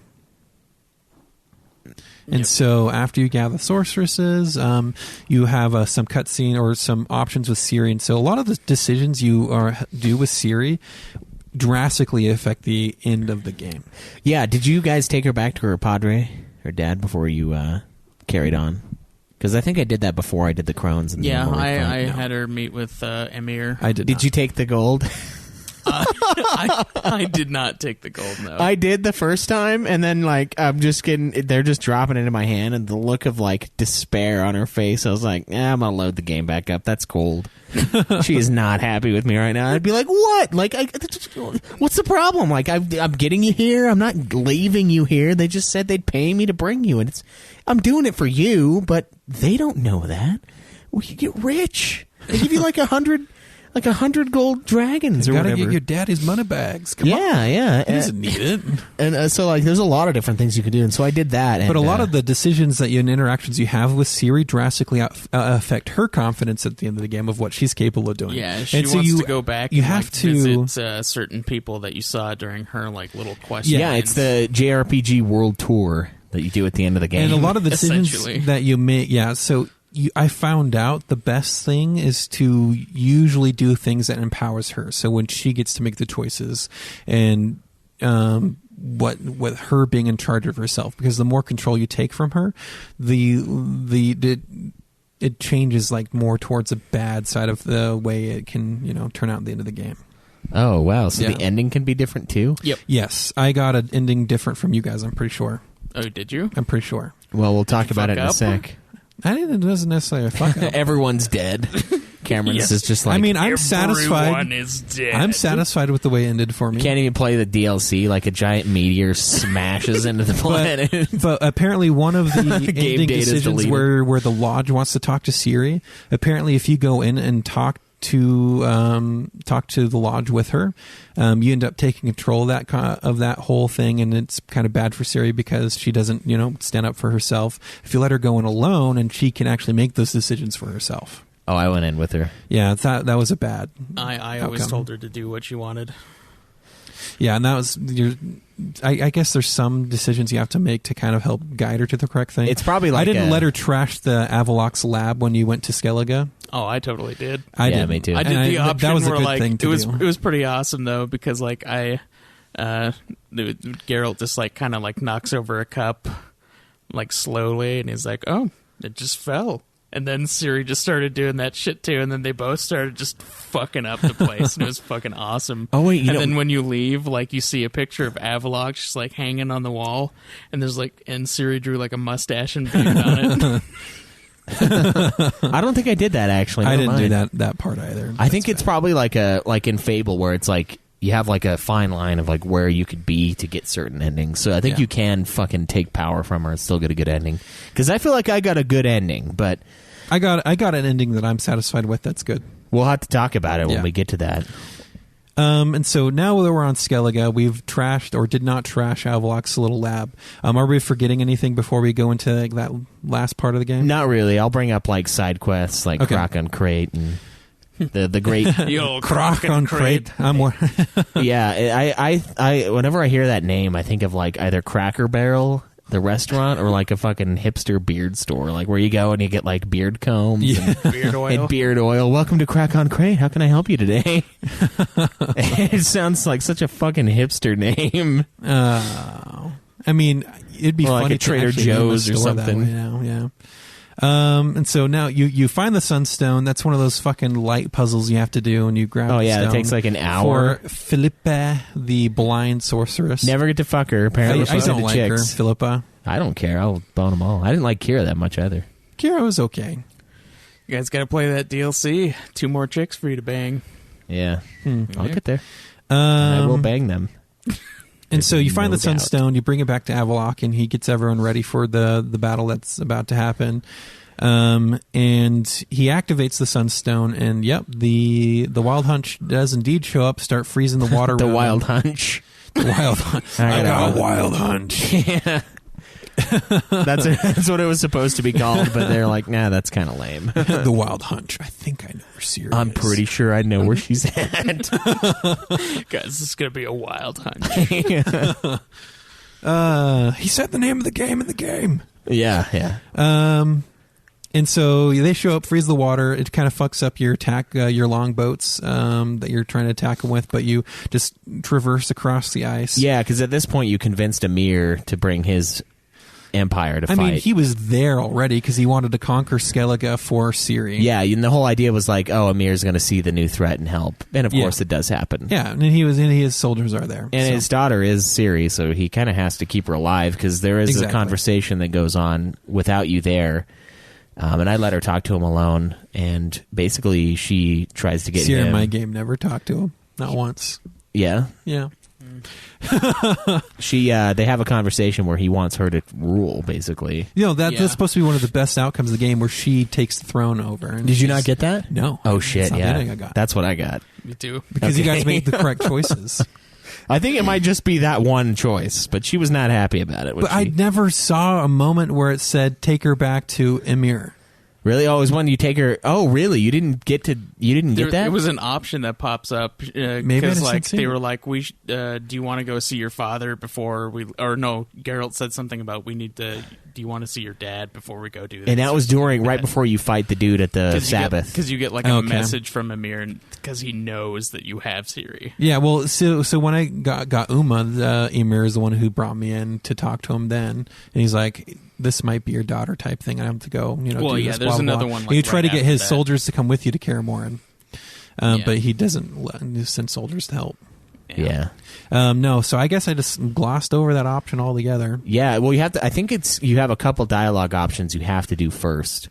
So it's one of those ones where you have to, like, work towards it a little bit. And then I'll tell you guys all about the ending I got. she's like, do you Yeah. think I should do We'll it? talk And I'm about like, that. yeah, it's your dad. And then we both got her to go. Yeah. And that's when they have that. I think that might be the one thing that you have to do Yeah. to get it. Because we did different. I We don't did some bad shit in ours too, like some things where we shouldn't have. But I think that's Sure. supposed to be the good ending is when she's in charge, but... Oh, okay. I The think- bad I don't ending is know. like Geralt is king. He's like, you know what? This is mine.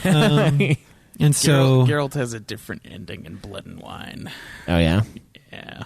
Does he die? No. Oh, okay. And so the Wild Hunt shows up, they freeze the water, and then as Geralt, you're traveling across the boats trying to get there, but you get frozen again.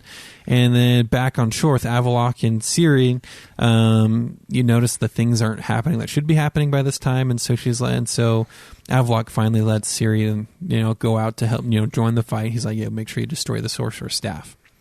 And so she goes in, and man, she is just she's overpowered at this point. Oh, she was been overpowered the entire. She game. has been, but now she one-hits everything. Every time you go as no, I love that. It's I was like it's like here's the Ciri mission when you do the Crohn's thing, and I'm like, Ciri is way more powerful than Ciri is, Geralt yeah, at this point. she has a powerful, she has powerful magic in addition to being trained as. And a then the witcher. funny thing is she's like the ultimate fighter. the one scene where Geralt, where you have to decide who's going to the Crones and who's going to the main bad guy or the general guy. He's like, yeah, I'm better with the sword. Or no, she's like, I'm better than you are with sword play. And she's like, and Geralt's like, that's not true. And I'm like, I don't think she knows that's not true, buddy. He I might think you're. he might be better than her in sword play, but she can fucking teleports all over the And place. She's so hits, fast. She hits like a truck compared to that guy. Like, he's pretty good now that I've got some beast weapons, but she hits at the way end, harder. like they were training her the whole time. Like after you get her back, so like she kind of like has a handle on her powers by then, so she knows what's up. Yeah, That's why she she's gets so way powerful. stronger. And so, yeah, at that time, she has this one attack where you can select a range or an area that you want to hit everything once. It's like a little teleport thing where she just teleports to each person, smacks them once, and teleports to the next one. And during this time, as you're running as Ciri to go up to the sorcerer, you're just one-hitting everything on your way through. To the point where I'm like, I probably just run past this and start fighting the bossing, sorcerer. And yeah. so you get there, have an epic fight against him as Ciri, and then you do end up stabbing his orb and his metal staff that stops his ice powers. And then as she's laying there, I guess she just teleports away. But then it cuts back to Geralt. Now that he's no longer freezing, the sorcerer's no longer freezing things, you can now move again. And then you actually go in and finish that guy off as Geralt. Yeah. A much harder time, of course. Much harder time. Wasn't too bad. I mean, he keeps summoning ice trolls, which weren't too hard to deal with. Yeah, you can hit. Those are like 4 hits. Yeah. They get kind of annoying if they do their stagger, because then you can get hit by the other guy. By this time, I had Whirl, which is just an amazing ability. I love Whirl so much. Yeah, dude. Did you get that ability? I I don't think I used it. I did buy it though. It's so good. Put all the points in it and make sure you have a greater red mutagen, increasing the attack percentage. And it's just... I basically did... It's terrible for your stamina bar, but you chew through people. I basically did all the like quick attack bonuses, all the bleed bonuses. Yeah. I did the one where when you get your health drops to 0, it takes all of your adrenaline points and it boosts it back into your health. So I was basically unkillable. Yeah, so I did. I took the some of the things to increase the amount of adrenaline and that you would generate, and then it increases your attack based off that adrenaline. Nice. Yeah, I did. I think I had one of those too. The greatest thing that I ever did was. So there's one of your potions, Thunderbolt, increases your attack power by like 30%, right? Mm-hmm. So I upgraded it all the way. And what happens when you upgrade it all the way is like whenever it's stormy weather outside, you get 100% crit. So when I had that, I used that potion and I had a bunch of dudes around me and I started whirling. It was amazing. Everyone fucking died in like one hit. Early on in the game, I found that fighting other humans was so easy. It was ridiculous. Yeah, and it's dumb because like some of the like kind of chump beasts will get you. And then have smaller really beasts you can't. attacks. So with humans you can deflect and they're wide open. And Yeah, you can parry and counterattack. But with beasts you have to just dodge and Smaller be wary of beasts you can parry some of their attacks, but like the bigger ones you have to dodge. Well, it's annoying because like they'll be or you have way. to Quen. But even with one of those guard golems, I had to fight one of those seriously under-leveled, and it took me like 25 minutes to finally kill him, but I did it. Yeah. So With the guarded You treasures? can kill anything with enough patience. and you just have to souls it. It's a souls As game. long as you don't get hit. So now that Quen time. yeah, but see, your Quen's not strong enough. It just pops right after Well, you. it put will on. pop, yeah, but it'll save you like one hit, Yeah. which is all you And need. then I just wait until I can cast Quinn again and jump back in for a few hits and just dodge like crazy. But anyways, so now you've killed that sorcerer. He teleports you underwater as he's dying. You get out of his grasp and swim back up, and then you fight the leader of the Wild Hunt. What's his name? Aridin? Aridin, yeah. Yeah. And so you fight Aridin, the main boss of the game. King Aridin. Which I guess is obvious that I found the fight with him extremely fun. It wasn't overly hard for me to fight him. Yeah, I never died. I know, the only time I died endgame was actually when I was an idiot or when I like jumped down a mountain. Actually read about that fight later, and apparently there he does things based off of how much health he has left, and I had gotten him in like a whirl lock where I had him stun locked as I was hitting him, and I got him well below that health threshold, and so when he left in the next part he was one hit away from death. Yeah, I did that too. It's fucking sweet. And so that fight was great. And then you find out that there's some from him that Avlok might not be as honest as he seems, and he's made off with Ciri somewhere. And then you find out, and you go after, as you're done fighting him, you find out that Ciri and Avlok are actually opening the portal to the White Frost, and monsters are coming through, the ice trolls, and it's getting all the blizzards happening and people freezing, and you have to go stop them from doing that. So you and Yennefer run up to where they're at, and she lets you get in through that force field, and then you come to face off with Avlok to say, to kill him because you think he's taking Ciri, but then you find out, no, it's Ciri making this decision, that she wants to go in and kill what's the White Frost called? The thing that creates it. I don't remember what it was called. It's basically just a mist thing. So it's, to me, I was like, okay, that seems ridiculous. It's like, it's almost like the war on terror that we had for a long time. We're like, we're going to fight this idea. Like, we're going to fight I think it has some sort of substance, and it's the thing that's slowly taking over plane after plane. It's the White Walkers. And she goes, if I don't do this, then we'll always be running away from this. It'll always be on the horizon. This is going to happen, so I have to do it. And so you let Ciri go, and she goes in, and she remembers the moments with you as she's going through the snow, the little callbacks, and basically showing you the decisions that you either fucked up on or did right, and that powers her on to go kill it. And so this is where I believe our games diverge. Yeah, because right after that happens, you basically it's the like game months is set, later. it's set months later, and you're basically at an inn with the chick who you went with, depending on whoever you chose. Who did you Triss guys or choose? I chose Yennefer. Why? Triss. Why'd you choose Yennefer?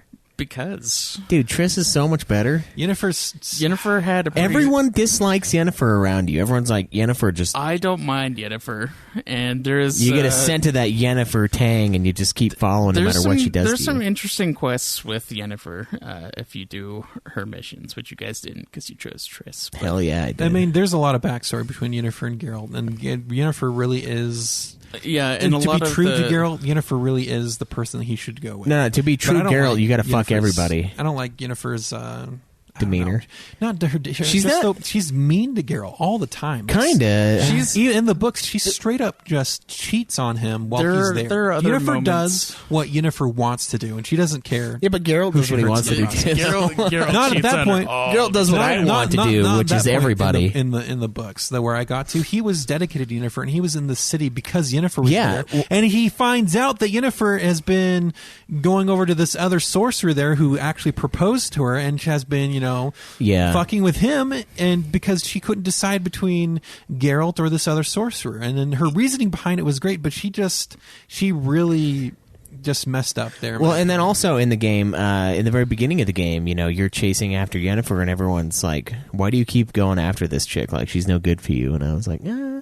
But then the hard thing is the game makes it tough. I mean, Triss is not good for you in the end either. She lied to you too. So it makes she it did. tough because like they're all like kind of great but kind of shitty. They're all good choices and bad choices. And the at the same game is time. designed, like, the real ending of the game is designed with you being with Yennefer, because Ciri's kind of Yennefer's adopted daughter too. So Yeah, and that's one of the choices. But yeah, I was totally with Triss, and we got our little cabin that we talked about. Yeah.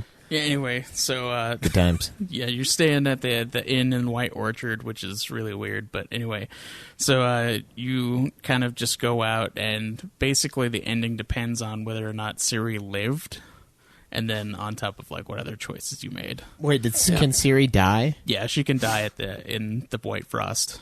Oh, did your Ciri die, Cameron? no. Okay, I was like, what? And if you fuck up like Did all the yours die?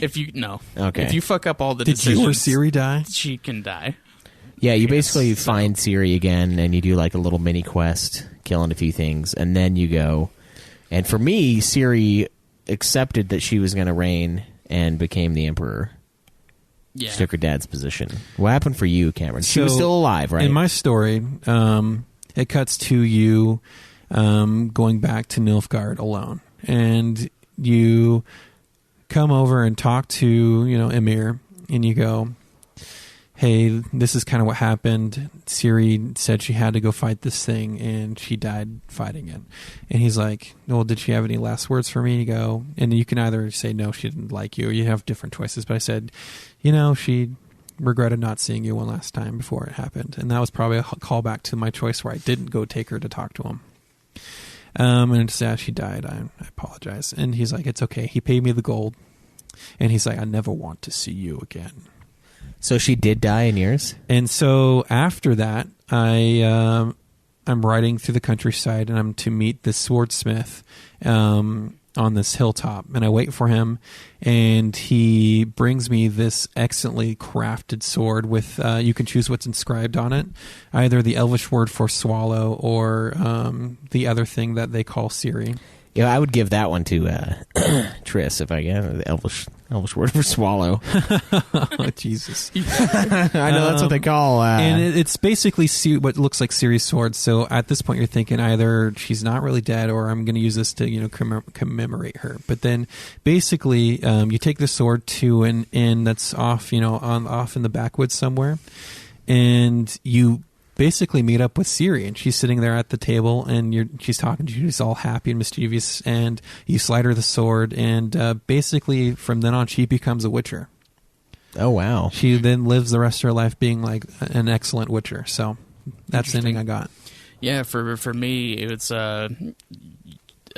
basically you're at the inn with everybody. They're just kind of hanging out, and then you go talk to Ciri because she's like out hunting.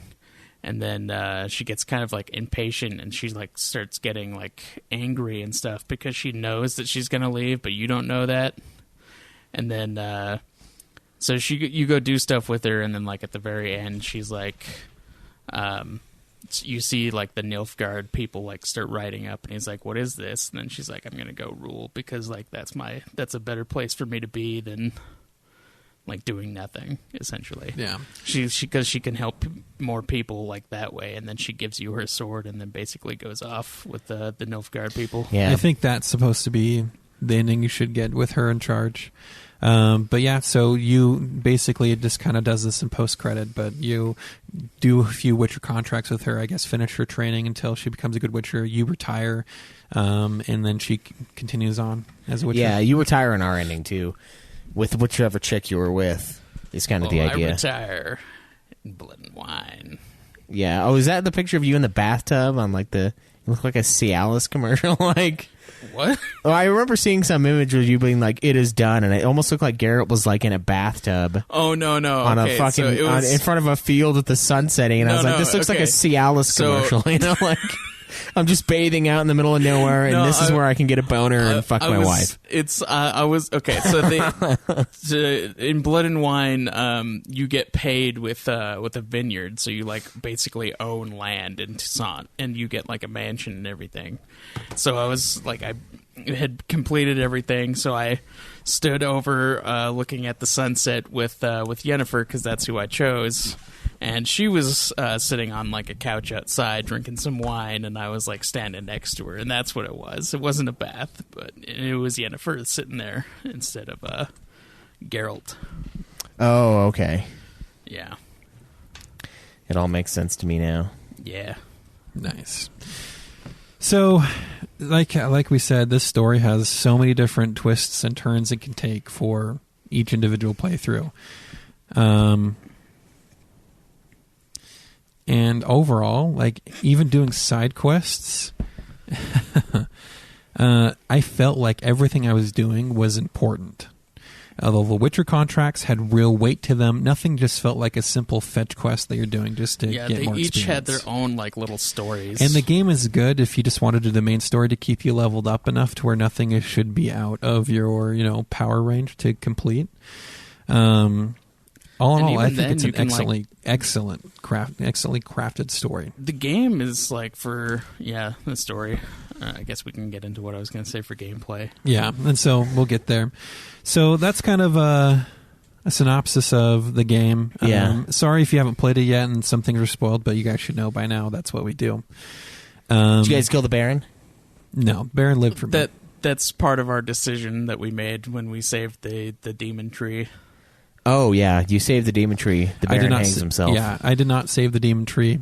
It's totally the good ending. It's not. It is. Nope. You lose a Gwent card forever, so I say no. No, you didn't. Unless you play him like you have to get the play Gwent him card before. first. I didn't play him because I'm fucking horrible. I can't win. Yeah, Gwent, if you don't focus on right at the fucking beginning, you just can't catch up. I never played it, Yeah, dude. you I can. played it like 3 times. You can. You got to play everyone, because when you play like even random people who don't even have like the unique cards, you still because I got to a cards point of from the them. game where it's just like I'm fighting these monster decks and they have these cards continuously create other cards, and it's just like he's used 2 cards out of his 10 and he has 15 creatures on the field. There's nothing I can do.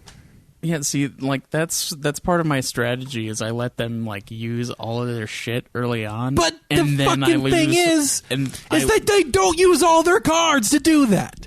they do sometimes. If those cards are in their hand, then it pulls them out of their hand instead of the deck. No, but he's saying it just duplicates, like... They just have cards that will fucking pull other cards out of their deck. And so unless you're talking about having them burn their entire deck I think that's before what he's 3 talking about. turns, It is. how do you do that? Because the second round, they'll just quit because they know by the third round they could destroy you. You got to get them spy cards so you can like keep drawing cards for yourself. So then you can like keep using that's cards. Cool. All right. So anything else about story you want to talk about before we rate it? Did you guys do the Skellige King thing? Yes. You choose the Skellige leaders? I think that's part of what you have to do before you can finish. You don't. Skellige No, stuff. you don't have to. That's part of. Okay, so like If you want to bring part them, of the you have to. going to get the allies for the Kaer Morhen fight is settling a lot of other stuff, like doing the side missions. Yeah, I did for that before. Triss. I did all the Skellige stuff before Kaer Morhen, and so helping out the Kira brother was Metz, there to help me fight. So Who Yeah, and then, who was crowned? The sister still? I crowned this. No, so you can choose his crown based off of who you help, but I chose the sister. Did you get the sister too? Mm-hmm. I had a feeling the sister would win. I was like, Well, you can choose who wins. yeah, How you can- progressive you- is this you- game? You choose who wins, dude. oh, how? By helping, So- it's so when- who you decide to help who to So investigate remember- the bear attack. Yeah, so remember how the brother dude just runs off to find out who he thinks did it, Oh. and then the chick decides to investigate. So since we chose the So- logical path, whoever you help becomes king. Oh, that's cool. Yeah, it didn't make sense to go with the dude who's raging. Right, but see, if you did, he'd be king. Oh, well. Yep. Cool. Yeah, it was a chick for me. Yep, because she was the logical choice, and at the end, you discovered of course that was you the want good to choice. investigate, instead of just running off to blame somebody. Yeah. Like a fucking moron. So yeah, I did that. Nice. Yeah, there's the assassination. Those had some thing. pretty interesting quests. Go and slay that one giant, and then killing the him. Yeah. The Heim. Did you ever? So that sleeping Good giant old that you helped Heims. the brother with, and you're supposed to find a key to help that guy out. Okay. Did you find the key? Because I'm looking around for the key to the guy's cell, right? And I'm like, maybe it's over in the giant area. I found the key, and so I found it after I killed So the giant. I start sneaking over to where I think I'm just going to be super quiet. I'm just going to go over here. But there's a line that if you cross next to the giant, he fucking wakes up. It's snow. If you walk on snow, it'll wake up. Oh, I didn't fucking know that. The game tells you that. Because the giant fucking wakes up and smashes the fuck out of the guy in the cage. Yeah. Well, the thing is, his weapon is on the cage, so he just rips the guy to pieces by yanking his weapon.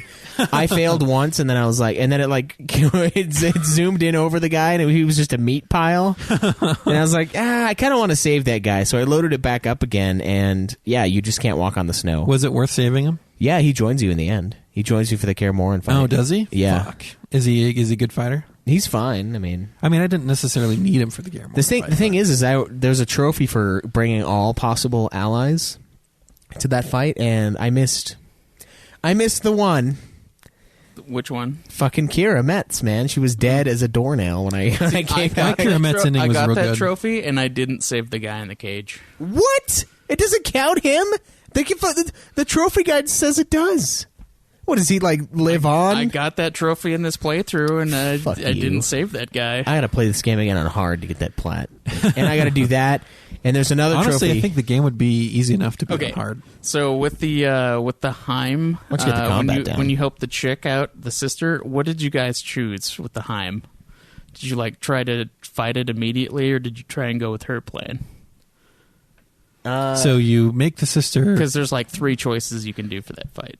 So which fight? So you make the sister the queen, basically, right? Yeah. And then afterwards, it's before. It's before. It's with the Heim. The Yeah, I remember demon thing there's that you attached go and you itself find to the other Jarl. There's guy. a Jarl who's says he's being talked to by the gods, but it's a curse. he that guy put me in prison for a while. Did he? There's a trophy for because that, I went into this. I was just traveling around Skellige doing various stuff. I think it was the fist fights, and I usually try to go to the end. That was the point where I went to every inn to get Gwent cards from the innkeepers, and it triggered a cutscene with this Skellige guy. These two triggered a cutscene. These 2 miscreants come in and start trying to make trouble with you because you're a foreigner.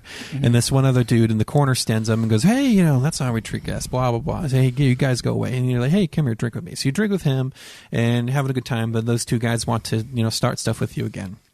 And then that actually turns out to be a fight. They take their swords out and whatnot. And the dude you're with he's with you, and he's helped start fighting for you and with you. And I think the guy I'm with dies, but I end up killing those 2 kids. And the kid's father's he's outside the inn. He's like, "Oh, you killed my boys. I'm going to tell it to blah blah blah." And so they take you and throw you in prison.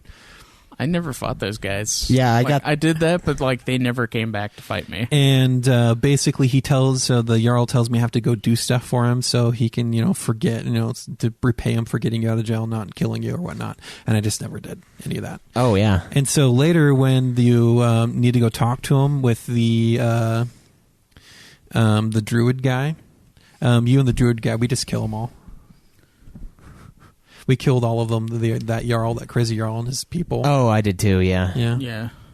Wait, That wasn't the same guy. Was it though. not the same guy? that's not the same Oh. guy. No. Okay. no. I thought it was. I thought that was because I didn't finish that quest line. No, the No, reason why I Caleb killed and that- I I killed didn't that guy. fight those two, I think, is because we were doing the hunt. Because the guy who like says, "Hey, leave those guys alone," he has a hunt, and if you go there while you're doing the contract, you'll just get the contract, get the deets, and then you'll leave. And those guys don't try to fight you again. Okay. But it is for that guy, and basically your choices are the girl's like because the Heim attaches itself to anyone like a really evil soul, and so they had to do something like truly terrible to get it, and you're basically trying to release it from this Jarl. Oh yeah, that guy. Yeah. And the girl has a mission. She's like, "Hey, Okay. She yeah. wants to like basically save him from it or whatever. Yeah, so you find out that he has this spirit attached to him that's feeding off his grief and telling him to hurt himself and whatnot. yeah." And he thinks it's because he accidentally or was part of his brother dying. And so he thinks he's being haunted by his brother. And so Well, no, he thinks it's the gods, and then you find out. no, that it's- he the reason why it's on him is because he felt like he had done something terrible with his brother, which is Well, why yeah. that spirit could attach to him. Yeah, and he ends up taking his eye out Yeah. at one point. And but the cool thing is the girl comes up to you and she's like, "Hey, I have a plan to rid this thing. You have to just trust me."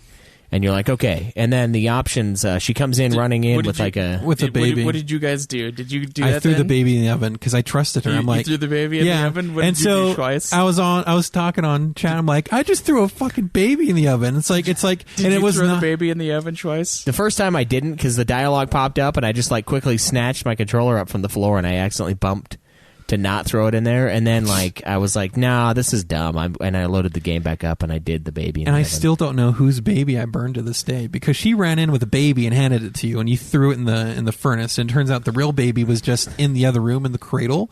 It was like- that No, baby. no.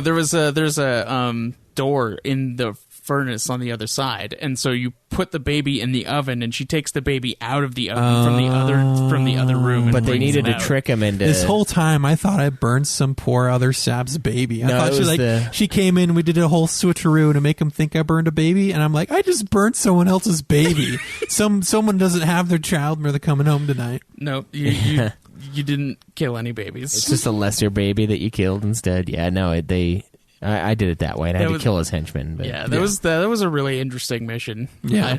I thought it was. It was good. Yeah, and it just throwing goes the to baby in show the oven. doing those non-main quest stuff, just how good they can be. Too. Yeah, and the hunts, the best hunt in the game, I think, was that vampire one in the city. I fucking love that one. 'Cause The it's a- Oxenfurt drunk. Did you do that I one? did do that one. Yes. Because the vampire is basically addicted to blood, obviously, and also alcohol. So Yeah. he feeds off of people that like come home from the bar. Yeah. Like on cheap wine. He Yeah. loves the cheap wine blood. So Geralt has to get trash, and he's like singing sailor songs, and walking down the fucking aisles of the city just drunkenly and trying to lure this thing.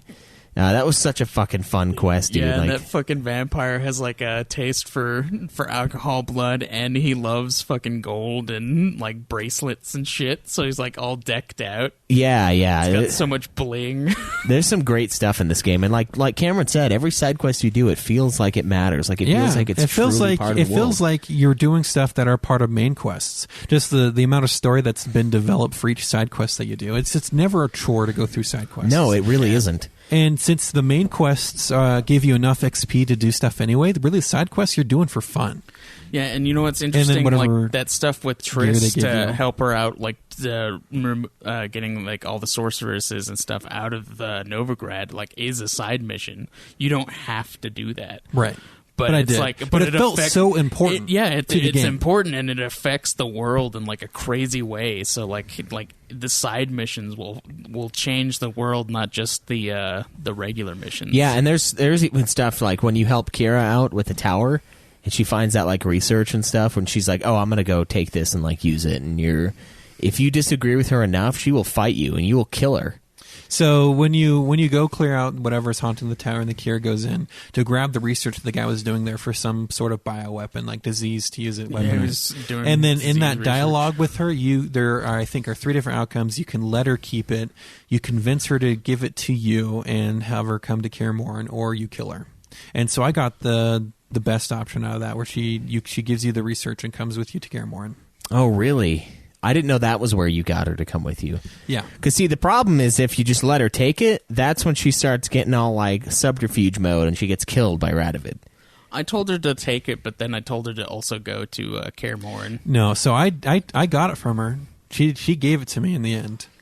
I don't think she gave it to me. Like, I'm pretty sure that she kept it, but I told her that she wouldn't be safe with Radovid and told her to go to Kaer Morhen.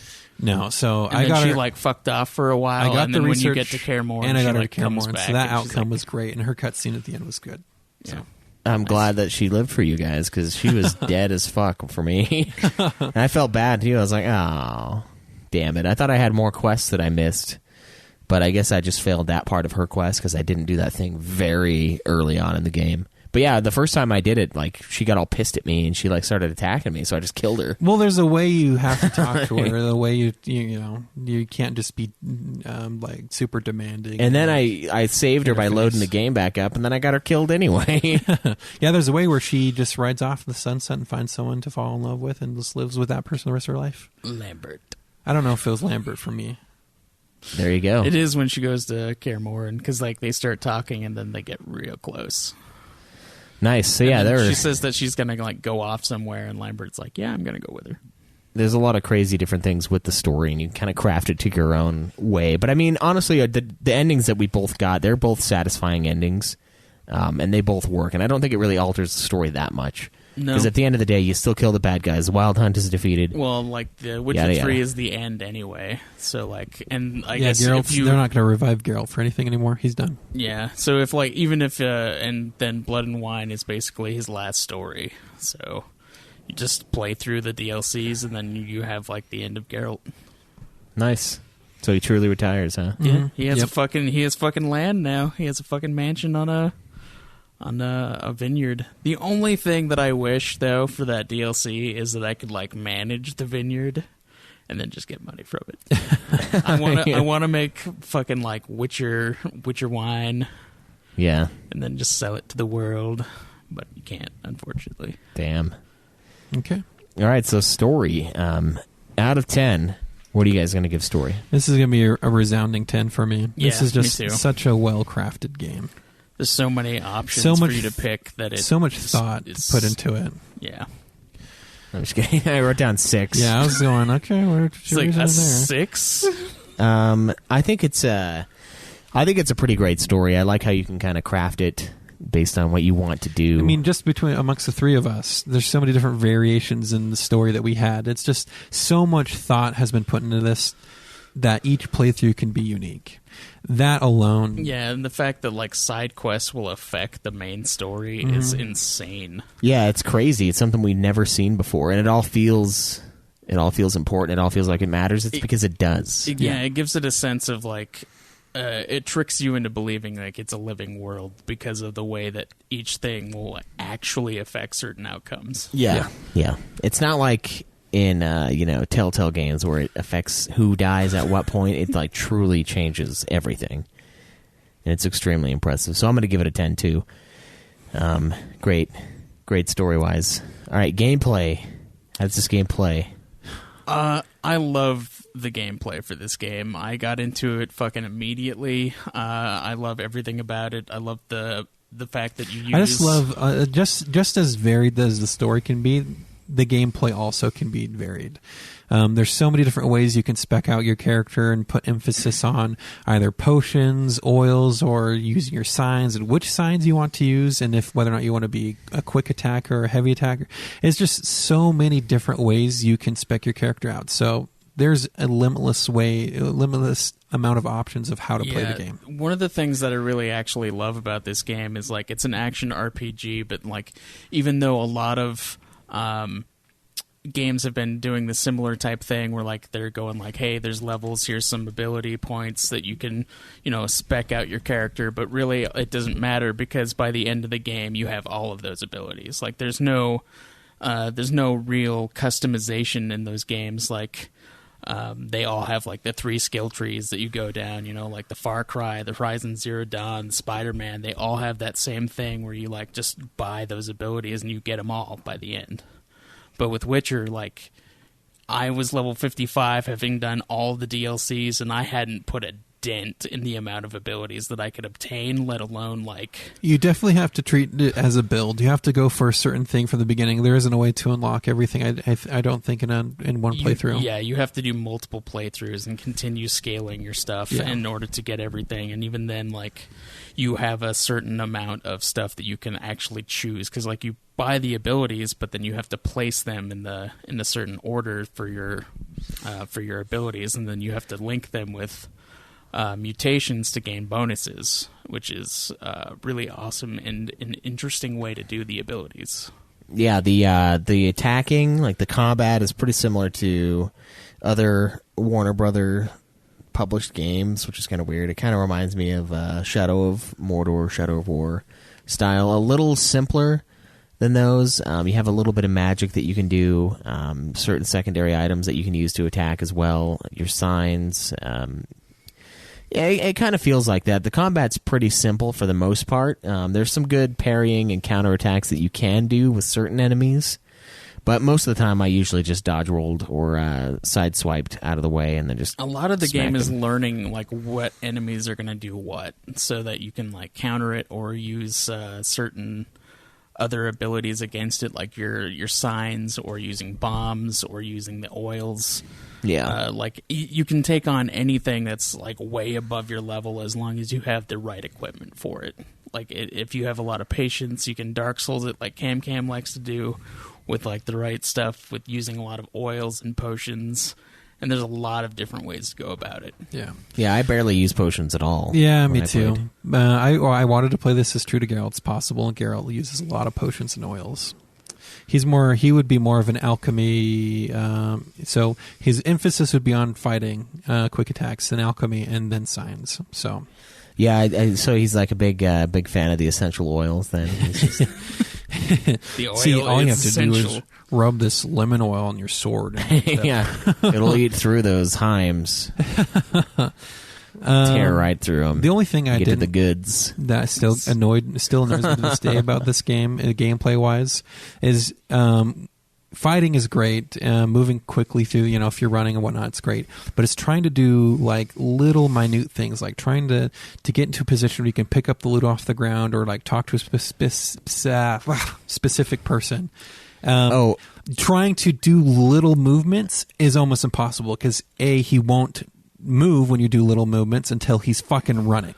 Yeah. And little teeny controls like that really annoyed me. Or when you're trying to loot something and there happens to be something that you can light on fire in the way, and you just like snap your finger and he lights it. I'm like, oh my god, just There's swimming is a little annoying too. There's some minor annoyances. Like it's the game is the way he moves is a lot like the Rockstar games where they like try to have the heavier movement of someone, like a more realistic movement. That's why he doesn't like fluidly turn around or something, or doing fucking turn to a little.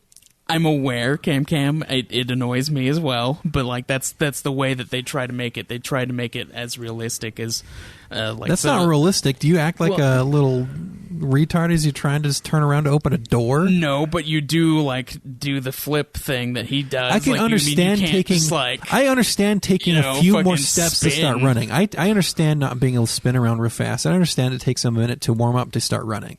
What I don't understand is why he can't just look at the thing on the ground. He either doesn't turn far enough, or he turns too far, or he just runs right over top of it. The camera doesn't let you look down at it, so you can press X on it. Another fun thing is a lot of treasure is hidden underwater. You know what lives in water? Fucking drowners. Drowners are easy enough to kill. Just one crossbow bolt underwater, I think it's a fucking torpedo. Don't know why it kills them in one hit, but it does. I'm thankful that it does. But when you are in an area and you have to find something that's right next to a drowner spawn, you know how fucking fast they spawn? Immediately, as soon as you look away. There's only a few I have of them. footage of I'm trying to find fucking chests in the water, and I find out where the drowners are spawning. I kill them all, no more drowners. I kid you not, I just do one fucking 360 and they're all back. I look away and look back, and they're all there again. As soon as you turn your back, they respawn. I've never had that happen. I have to me. fucking footage of it I can put on Twitter if you want me to. You should do it. It is insane, the fucking spawn rate on some of those. You choose, I want to clear this area out and There go should fucking only be like a treasure few, hunting. like in the guarding No, the thing. it was a constant stream, and there was just fucking drowner bodies all over the fucking water, just floating there. At least 15 or 20 of them. That's when I got fucking bored doing it. I'm like, fuck this, man. There's no way I can go dive That around must here. have been a glitch. I kid Yeah, you that not. didn't happen to me. I killed a drowner. No drowners in front of me. I turn around and turn back. He's fucking there again. Yeah, that has to have been a glitch because that never happened to me. There's only a finite amount that are supposed to be guarding certain things. I'm like, I'm just here trying to fucking loot these chests, man. And you guys are really crapping my style. Keep No. tugging my pants down in the water. Don't like it. Yeah, it's irritating. But yeah, other than that, those are my two only complaints. The other complaint I have is sometimes when you get into an area where people are going to attack you, you get into combat stance, and there's no real way to get out of combat yeah, stance. that's actually kind of annoying. And I think that's really There's stupid. no way to just to run, to break through and run. You have to like do you your have to turn your long around. dodge. You have to turn around and run. But you have to get far enough you away to can't, but turn he around. won't turn around. Or else you'll just keep circling he the enemy. He doesn't turn around. And when you're circling You them have and to you do a get long stuck dodge and then run. and you get stuck in between a fence and the other part of the fence, you can't move. That happened to me a few times where like I got stuck in a corner and I couldn't get out of the way because the enemy's direction was the direction out, but I couldn't dodge through them because they're there. Mm-hmm. And I just got like, I eventually was able to dodge as he was like swiping at me and I dodged under him. But like, yeah, there are some things with the combat that I hate. And that's one of them. And not being able to just like press L1 and just like start running away immediately is stupid. Because I don't always want to get in a fight when I run past some enemies. I don't always want to get into fighter stance and just like do circles, do laps around the enemy and look at him the whole time. Sometimes I just want to run through a patch of baddies, and it doesn't let you do that all the time. So some of it is very frustrating when it comes to that. All of the Witcher contracts are great. All the optional missions are a lot of fun. There's a fuck ton to explore. Yeah, there are so many things to do. The world map is fucking massive, and then there's like you get more areas like the fucking Skellige Isles where there's way more to explore.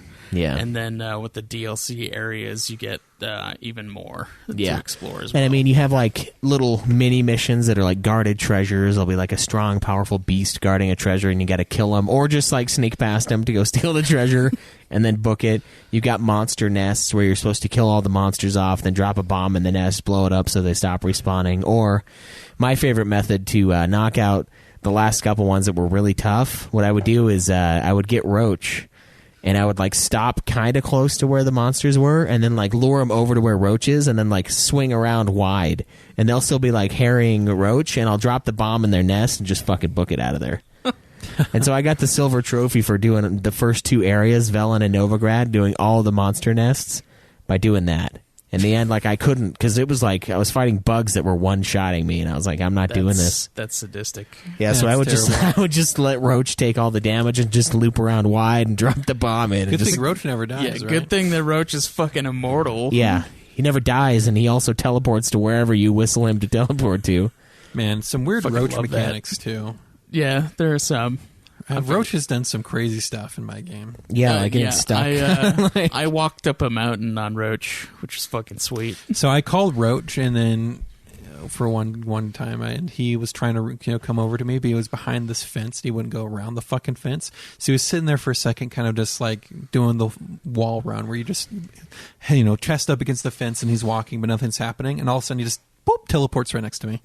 Nice. Yeah, I had one where he was like, I got on him, and for some reason, like suddenly his ass was way in the air, Yeah. and I was just like looking down, and I like started sprinting, and he like hauled ass, and then leveled out and just ran. Yeah.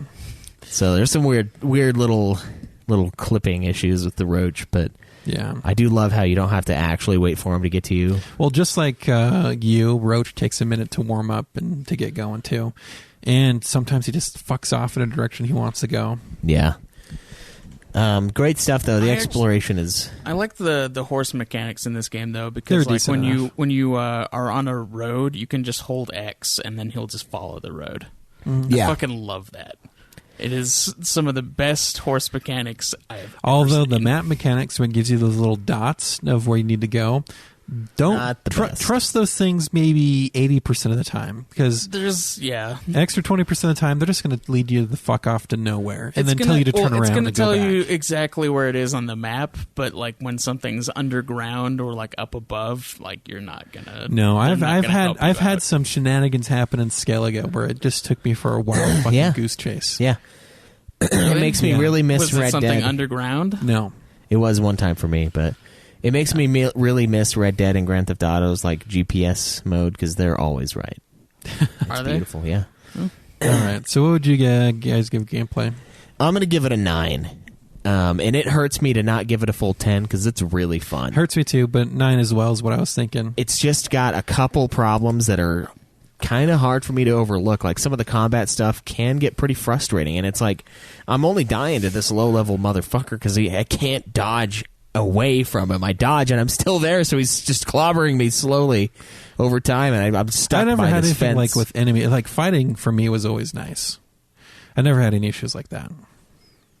But the game is so fun. There's so much to do. The Yeah. side quests are amazing. It's all just a very tight-knit game, and it's fucking good, man. And I never even did Gwent. I did Gwent like 3 games, and I was like, yeah, I'm getting slaughtered here, so I can't keep playing this game. I'm gonna give it a 10. I can look over all the minute things that make me angry, the little bits, because like there's so much in the game. It's fucking massive. There's a lot to do. There's fucking Gwent. There's like games within the game, like, And you want to do all of it, too. yeah. There's horse racing you can do. There's fucking fist fights you can do. Like there's so much to do in the game that there's. It's so customizable in like many ways. Like, and it has the, especially with the DLC stuff, you can start doing way more than just like what you were able to with the base game, and there's a lot. How many hours do you guys think you put in? Over 100, easily. What does Time to Beat say? It says like 50 hours for main story, which is bullshit. I'm probably around there. but I think I put at least 50 or so Yeah. into this game because there are all those little missions, those little like guarded treasures. Does your I save started file doing. tell you? No, it doesn't. No, unfortunately. I hate it when games do that. It's fucking bullshit. But like, it's so fun, and like there would be days where I'm like, all right, I need to get further in Witcher 3, and then I just jump in, and all I do is clear out the question marks on the map. I clear out a new section of question marks. Then I came across a billboard, a notice board, and got a whole slew of question marks, and I go knock those out.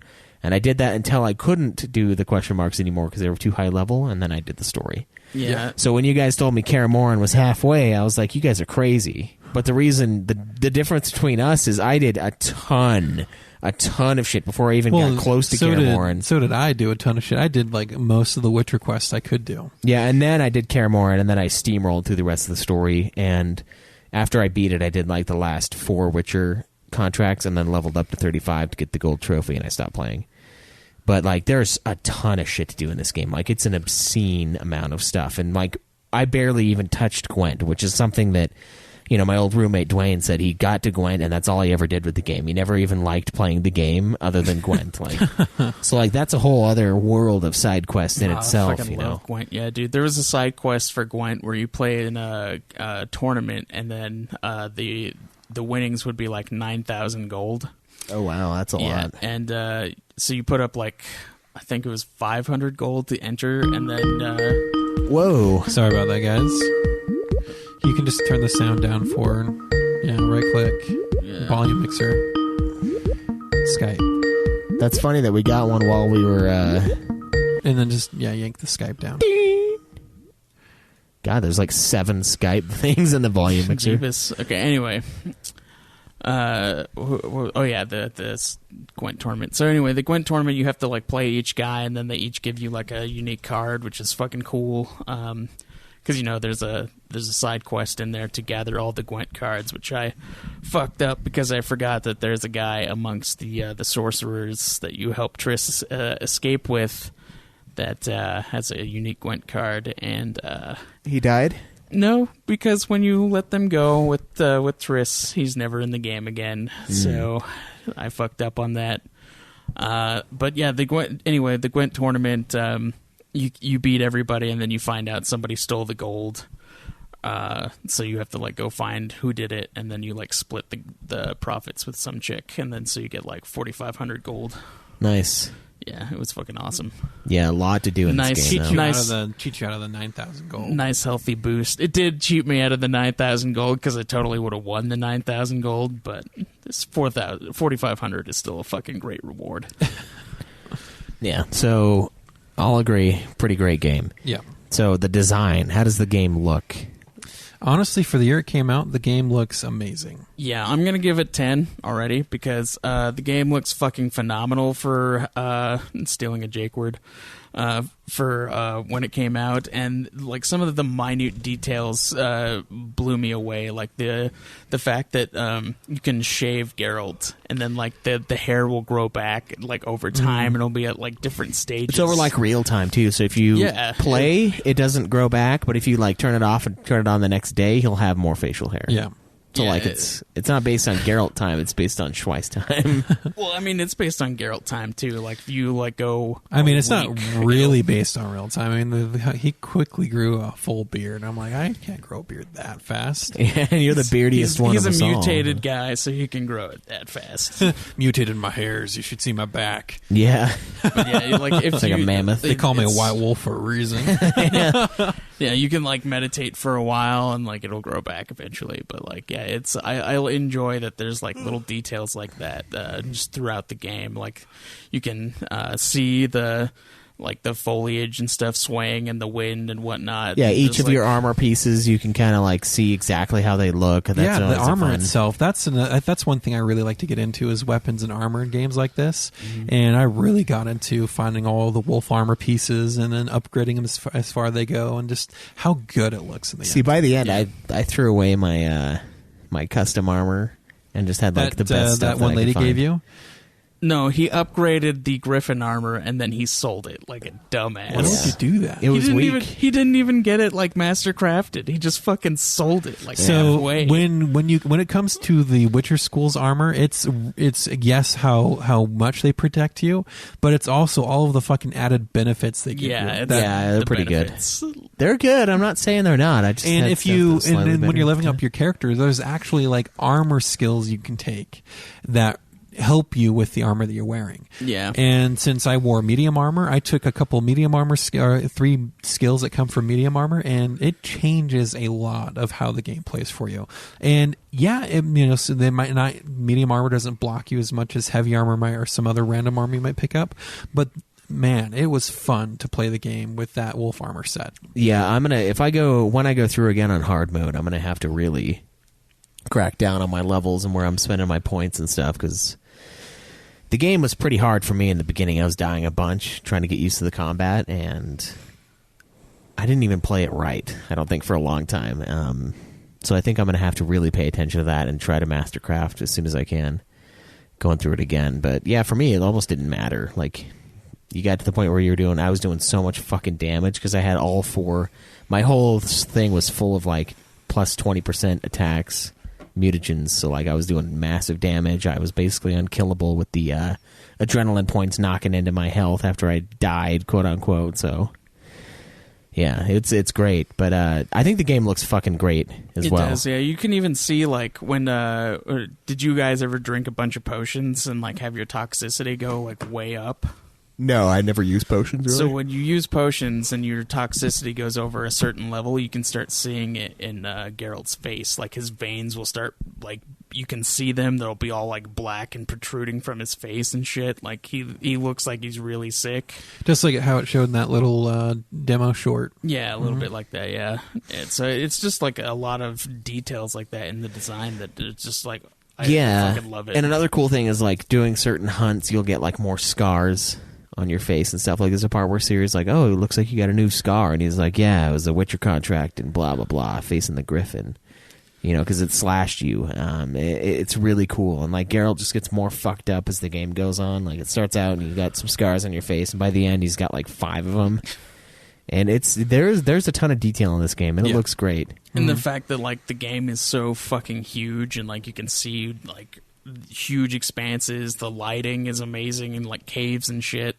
You can like pull out a torch and just like see the different way that because like the fire will like move the light around a little bit in certain ways, and it's just everything about it is great. Yeah. I think I'm going to give design a 10 because one thing that I really liked about it, so the author of the books, his main contribution to the game was helping design the map and the world, basically the world that they were in, and the amount of detail in the world itself and how large these cities are in this game. Yeah. Yeah.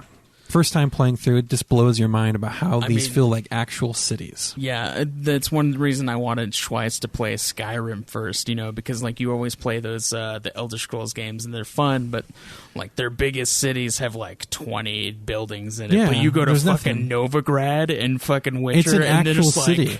hundreds and hundreds of buildings fucking everywhere, and you can go into basically 90% of them. Mm-hmm. It's nuts. Exactly. So yeah, the design gets a 10 for me. Yeah, I'm going to give it a 10 too. I don't think there's anything wrong with the design. It's very expansive. It all looks really good, especially for the year. And this thing on PC probably looks fucking amazing. Like, I think this thing would more than max out my computer, even though it's years old. Like, it's a great looking fucking game, even on the PS4. Mm-hmm. Lots of great designs. I love the way the creatures looks. The characters all look very well developed. Even like NPCs look great. And I didn't really run into the same problem I do with most of the Elder Scrolls games where the NPCs felt like another character. They all felt very unique, at least the ones you kind of interact with a little bit more. I mean, with the amount of voice actors, yeah. Yeah, and they did a great job with that, and the look of the game follows that as well. It's perfect. So yeah, I'm going to give design a 10. Yeah, Schweiss gave the design a 10, especially when he got to the bathhouse in Novigrad. Yeah. That bathhouse? Mm-hmm. There was that scene where I boned the chick and I had the little wolf mask on. So there's a part in the game where you have to go into a party with Triss and you get a mask because you get to masquerade. Yeah. And I kept the mask on for the rest of the game. Yeah. And so there's a part where like me and this other guy are coming up behind this dude pretty long time, and like but not the whole game. It's just one guy and then it's me with my mask on like on the other side. There's an armor set you can get in the Blood and Wine DLC that has a mask, and the mask is actually contributes to the armor set's abilities. Oh, that's cool.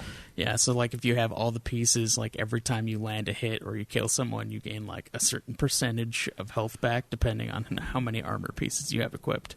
Nice. And the mask counts. It's fucking sweet. Very nice. Yeah, so great looking game. A lot of fun things you can do with the design. Sound and music. So sound in this game is phenomenal. Again, we've already talked about how much effort they put into the voice acting, how long it took them to get all the voice acting done, how large the script is, and then the music itself is great. The only issue I have with sound and design is how buggy it was. For me, I don't know what that is because the first time that I played it, it wasn't part of that, and I think it was maybe the most recent update or something, So, or like the way it downloaded. through the Know. first part of the game when I played, I didn't notice it too much. But once you start getting into a longer session, you start noticing certain things lose sound, like the sound of Geralt hitting something with a sword just stops. Certain world sounds will go away. The voice acting was always there, and I never lost that. But then, Actually, the only time that I lost sound during anything was like one of when you meet the crones for the first time as Geralt. Like some of their dialogue just like cut out, and I was like, what their the dialogue shit? never cut out for me. But that was the only sound problem way I to encountered. fix the sound issue was to save the game, close down the game, and open it back up, and then it would fix it for a while. And then I'd get into another 3-hour session playing, and the sounds would start fucking up again. Oh my god, did you guys ever get corrupt autosave data in this game? No.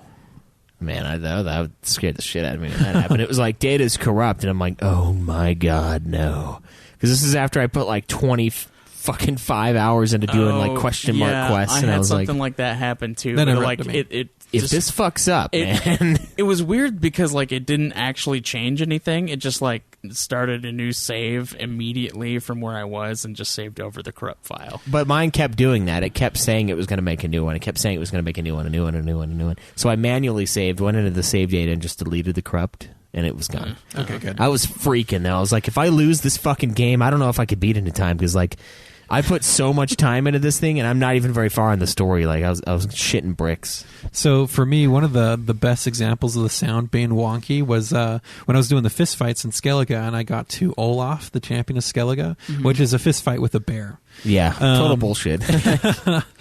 So I get there, I get into the fist fight with the bear, and as I go into the arena, I noticed, people in the background, screaming or whatnot. And I thought they were just like, there to watch the fight. But as I'm fighting, something just felt off about their screaming, so I decided to pay more attention to it. And I was listening to it, and it was people like actually screaming, Yeah. the fire that's burning down the town. They're all freaking out like someone's attacking them. And so this whole time I'm fighting this bear, I'm like, I gotta fucking finish this bear off as fast as I can. By the way, I was under-leveled for that because I like to do stuff like that. I like to souls this game. Yeah, oh yeah. And so I'm just sitting there, dodging back and forth, punching the bear, dodging, and I'm, slowly working this bear down. And this whole time, like, shit, as soon as I'm done, this village is going to be destroyed. Some sort of cutscene happening, or like, probably part of the game where you fight the bear and then the town gets destroyed or attacked. And so as soon as it's done, I fight the bear and I step out. Everything's fine. Yeah. No one's it's screaming. because the punching, the fighting in the town, they think you're just beating someone up. What? That's what happened to me too. I heard here like, oh my god, he's going crazy. It's because you're fighting in somewhere that has population. I heard people say, put out the fire, stuff like that. I was hearing people say that. That didn't happen to me. It also happened to me sometimes when I would sprint through town. People would like start fleeing from me as if I'd been attacking people, and they'd start like yelling. Did and you have your sword out? No. Oh. The game sound just goes weird. I did have sometimes. weird things where people would walk into you and get mad at you because they walked into you and did the ugh as they're getting pushed back. Yeah. Yeah, that was funny. But yeah, that was like, I was horrified by what was happening outside because I couldn't see because I was in there fighting the bear. That's kind of weird. So I think personally, because of how buggy the sound was for me, I'm going to give it a 9. Because I would literally have to restart the game in order for it to load properly. Nice. Did you ever do the fist fight with the rock troll? I did, yeah. Is that who you have to fight for the... Yeah. Nice. Yeah. Did he have a name? Yep, he has a name. Does he talk? He does talk. What's his name? I can't remember, but he has one. There's a But then he bugged out for me because later when I came back to the arena, he had like fused with the ground and was standing there. And as people were fist fighting and fighting around him, and you could go up and talk to him, like he'd still respond like in NPC, but he was like fused to the center of the arena. That's weird. Yeah, I'm reading up on this. The author, I guess, of the books basically wants more money because the games are a huge success. Yeah. And they initially offered him... 3 is a huge success. Well, it's really the games themselves that gave him more visibility. So It's like Game of Thrones. He hasn't even written a book in like 10 years or something. It's like Game of Thrones TV show making the books like massive. I remember the out. writer for the Metro series books get really mad at him because of that. Well, it's funny because they offered the guy who wrote the books a percentage of the profits, and he said no. He wanted money up front. And now CD Projekt Red is like, we don't have to give you more. They even tried to gift him like $1 million like a while back, and then he turned it down. Yeah, that's his fault. So if you listen to, I think the author for the Metro series, another series of books that got turned into games that were really good, he was talking about this whole situation with him. He's like, he wouldn't be as famous if it wasn't for the games anyway. They wouldn't have translated his book into so many different languages if it wasn't for this. Yeah. It's just a sad thing of the author being an idiot. And basically, you just look at what George Lucas has done and follow that. Yeah. Pretty much, yeah. I mean, he chose greed. He retained the rights to like the greatest franchise to the merchandise. ever. All he has is the merchandise rights.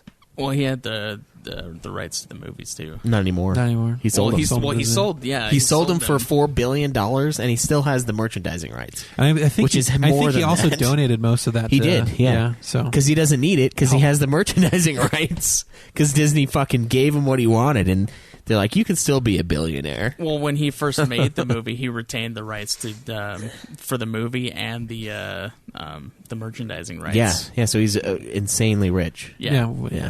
So Witcher guy should have done the same shit.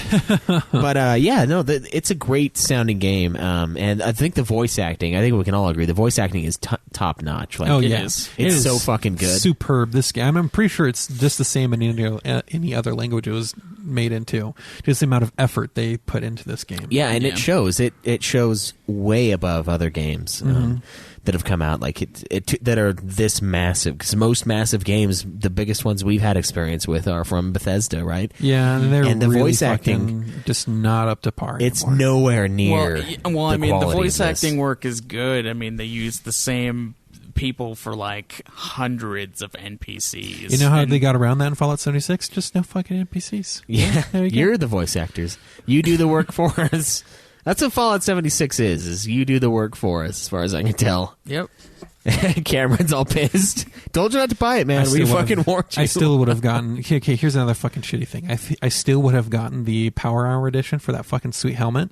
But there's also another fucking controversy going on with the fucking bag that was supposed to come with the Power Hour helmet. They marketed it as a canvas bag. So and all then they the gave marketing, everyone a nylon. all the marketing shows it as this nice canvas bag, right? That you could put the Power helmet in. But then when you actually got the product, it's a fucking like flimsy nylon bag. Wait, nice. Oh, you know what? They should have sent it in a burlap sack, It was a like nice potatoes. so it just this nylon, like thin nylon bag. You're supposed to be your carrying thing for it, and when people go, hey, when I got this Power Armor edition, I was expecting what you guys were telling us, this canvas bag, and then basically one of the support emails back from Bethesda was like, oh no, we couldn't do that, and we're not going to do anything about it. Basically, really curt and just blew him off. And so Bethesda caught wind of this response back to this guy, and it said, hey, sorry, this response is not up to our standards. We wouldn't have said anything like that. But we did have some production issues with the canvas. Couldn't obtain the materials, whatnot, blah blah. So we had to switch to nylon. Sorry about that. And then comments on that was, oh yeah, like the great canvas shortage everyone's been hearing about. It's been all over the news. Sorry. Well, the dumb, and then there's I think there's a dumb class action response- lawsuit happening against It is, Bethesda right now because of that. That's Yeah, kind of it- ridiculous. because it's for they're false not- marketing, false and then marketing. also because they, in order to make up for the great canvas shortage, they offered everyone a $5 credit for the money in the game, which isn't even enough to buy the game or the bag that it's based off of, in the game. Oh wow, that's funny. Yeah, so they only give them a $5 credit, even though the canvas bag is made of fucking nylon. So Yeah, that's kind of nitpicky, but I don't know.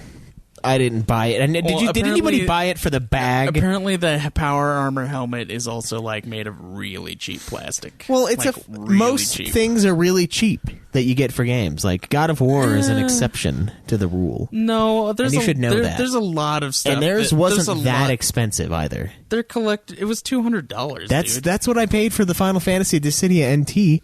Well, Square has terrible fucking collector editions. Well, I don't know. The 12 one is pretty sweet. You know what the sad 12 thing is, ones are though? right. The 12 one now you can buy for $60. no, it's still $200 or No, $150. dude, it's less. Where? Because I'm seeing it on places for $150 still. The Square store had a dude for under $100 for the collectors. and I was like, They did just have it on sale though. yeah, dude, For Black Friday. And that's Cyber half Monday. off, more than half off for fucking no. I got fucked. I gotta stop buying After these it's things been day out one. for 2 years though. It's been 2 years. It's been barely over one. Dude, no, it's not even been one. I got it when I worked for the post office, and I just barely started my year, and it came out in June. It was fuck, dude. I got fucked on that. You didn't buy it for the sack. Suck it up. But Bethesda does deserve to pay for releasing A shitty game. a trash game. The lawsuit's kind of ridiculous. It's like, did you buy it for the sack? No. Well, then what's the problem? Well, it it's was just it's false false marketing. marketing. Yeah. You bought it for the helmet, though. You got the helmet. Yeah, but you're also buying it for everything But that then it the comes with. the game itself, the argument is that the game itself was released, Unfinished. unfinished. So That's what the lawsuit's about? part of it. That's ridiculous. People want a playable game, Well, then just fucking return it. You don't have to keep it. but Bethesda doesn't accept returns. You can make them accept the return. I mean, if you buy it on a credit card, yeah, you can have Yeah. your credit card pay back for you. But then there were some things happening with not accessing the Bethesda launcher after that, being able to. well, if you don't want the game, you shouldn't be able to launch the game. But they're not refunding people for their digital copies either. So That's well, you had to buy the digital one through Isn't your it card. on Steam though? You had to buy the 'Cause digital one with a Steam credit does, card. refunds, but they don't like it. All I know is Bethesda has a no return policy. Well, that's not always up to them. And if it is an unfinished product, you will win that chargeback case. If you call your bank and say, hey, this game doesn't work, they'll be like, okay, here's your money back. And then Bethesda then has to prove to them that it does work, which they can't do, so they're not going to get their money. So they will do the return, whether they fucking like it or not. Yeah, so That's I'm thinking brutal. about doing that. Well, yeah, it's broken as fucking. Like, the only positive thing I ever hear about it is that, well, they're still patching it, and I'm like... The only positive about this game is what I said last time I talked about it, and that's the people playing it.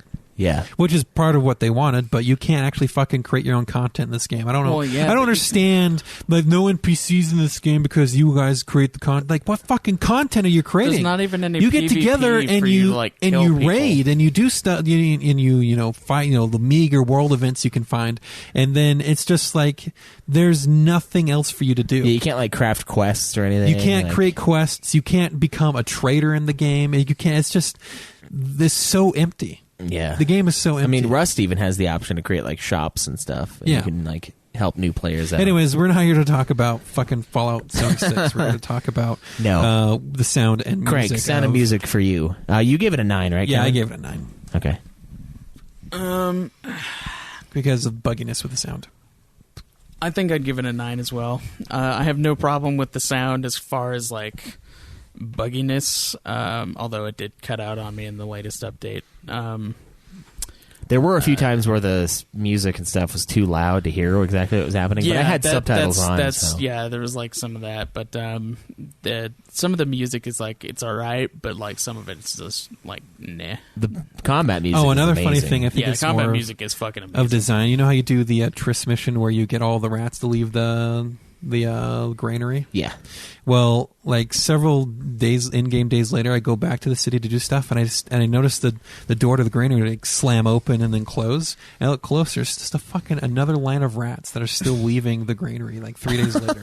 And it would happen like every minute and a half. It'd bang open, a whole bunch of a line of rats would leave again. And so I wanted to follow the rats all the way to where they disappeared to, but then I got caught up by a group of Whoreson's men, and I killed them. And then I didn't want to wait for another line of rats to come through, but they just book it. They're going somewhere in a fucking straight line. The Piper, man, he's calling them to him. Yeah, that was just a little funny thing. Sorry about that. It's great. Yeah. I'm going to give sound and music, I'm going to give it a 10. I don't have any problems with it at all. I think it's great. I think the music is incredible for the most part. There is some music that's not really that memorable, but it's not necessarily a ding on the game. It's just atmospheric. So it does a good job of blending atmospheric and then really powerful tracks in the game. And most of the powerful tracks for me were the combat music.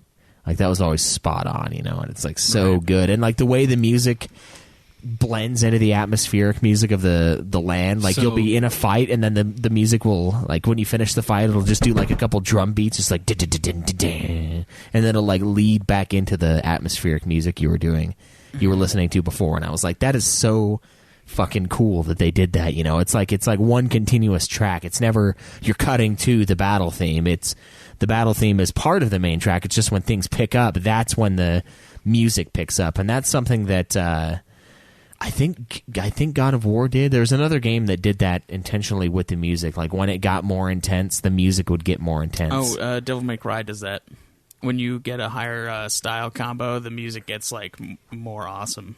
Yeah, there's another game we reviewed that did that, and I'm losing which one it was, but like it's Doom. Doom does that intentionally. Doom does. The more that. fucking crazy and like hardcore things you're getting, the music just gets what ripping. Made Doom the game of the year. Part of what made Doom game of the year in 2016. Yeah, is the way the game plays. They had done something that hadn't been done up to that point as far as it comes to sound. And there's this whole YouTube documentary about it too. And with the sound designer, way they do the sound, the way they did it, and basically that's part of what made Doom so good was the amount of layering and how each level in Doom there's like hundreds had its of own different sections sound of the same song that would so that they build can, like, and mess with to it as match you do whatever you do. your actions in the game. Yeah. And it would match with shotguns. It would match with how you're killing people. The music would evolve based off of how you play the game. Yeah. And that is not Witcher 3. Witcher 3 is great, but you can't compare it in that way because Doom is in a league on its own when it comes to their music design. Yeah, I know, but it does some of the same things. Like it has a lot of games will do the frameworks of that. It tries to match it to your actions and to what you're going on, but still not as effectively as Doom did it. No, it's not. But I really It's enjoyed. harder to do it like they did. It's Doom, the way because Doom is- plays. It facilitates that. Really Yeah, well. yeah. Yeah, so I thought that was a great thing that the game did, just kind of blending the music together, and it always felt like it was just you're in the game, you're in this world, and I feel like when you get into a fight in like Final Fantasy 15 and like the battle theme starts playing, it feels almost like it's disconnected from the world, like you're no longer in the world, you're in that fight. Mm-hmm. And in The Witcher, it never feels like that. It feels like they're all the same thing. Exactly. Which is masterful. So now we're to the final and some would argue the most important aspect of our review, the replayability. Will you replay this game again? I find it funny how you put a 0 down there already for some fucking reason, so I just drew a 1 there for you. Oh, yeah. I was going to write a 9, but then I was like, oh, the 9's in the other column. So I obviously gave it a 10 because I'm going to go play it as soon as I get home.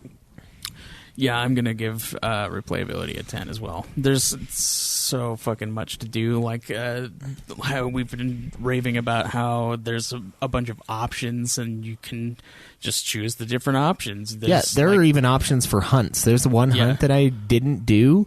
I didn't get the trophy for it because there's like a village elder, and he's like, we've been appeasing the gods. We basically sacrifice and brew this weird thing together and give him the occasional child, and he eats the kid, and like it goes away, and it goes away for like decades.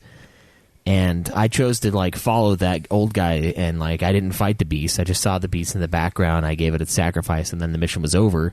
I didn't get the trophy because you're supposed to kill it to get the trophy, but like there are multiple ways to do even hunts in the game, even Witcher contracts. There's like that one for the Doppler that you're supposed to chase down. Like it became a cat. You have to like follow the trail and stuff. Like you can either kill him and then bring him back to the dude, or you can just tell him that it was that he killed him and that the Doppler is fine. You like let him go, and then there's another one where it's like there's a succubus, and you can like talk to her, and then she's like, "All right, you got to leave now because they're coming after you." I try to play that as true to Geralt as possible, where if it's a sentient being, he doesn't kill it if you can reason with it. If you can tell it to stop doing what it's doing and it listens to you, he won't. Geralt doesn't kill it. Yeah, there's another one that I found that was part of like the 16 free DLCs that they added.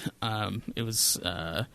There was a rock troll named Wham-a-Wham, and they're like a bunch of miners came into his territory, and he told them to leave like multiple times, and then they tried to attack him, and then he fucking murdered him. And then so Geralt comes in, and he's like, "So what happened to him?" And he's like, "They came in, they attacked me, and I killed him." And then he's like, "All right." Oh, I killed Wham-a-Wham. You killed Wham-a-Wham? You ass. I told him I wasn't. How dare you lay a hand on a rock troll? I told him Wham-a-Wham was justified, dude. I told him he was justified, and then he hit me. Oh, he attacks you at first when you go in there because he thinks you're more of the miners. No, he hit me after I told him everything was chill. I must have glitched or something because I was like, must have glitched then. I was like, "Oh, you're fine," and then I start walking away, and he fucking knocks me to the ground, and I'm like, "Oh well, now you're dead." He wasn't the coolest rock troll. The coolest one was under Bard. Dijkstra. Yeah, Bard.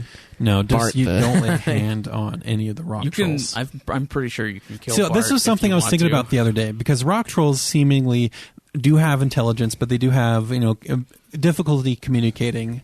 But I wonder if it's more along the lines of language barrier, and if you took a young rock troll and try to raise them as much as in schools and whatnot, if you can make like a intelligent rock troll.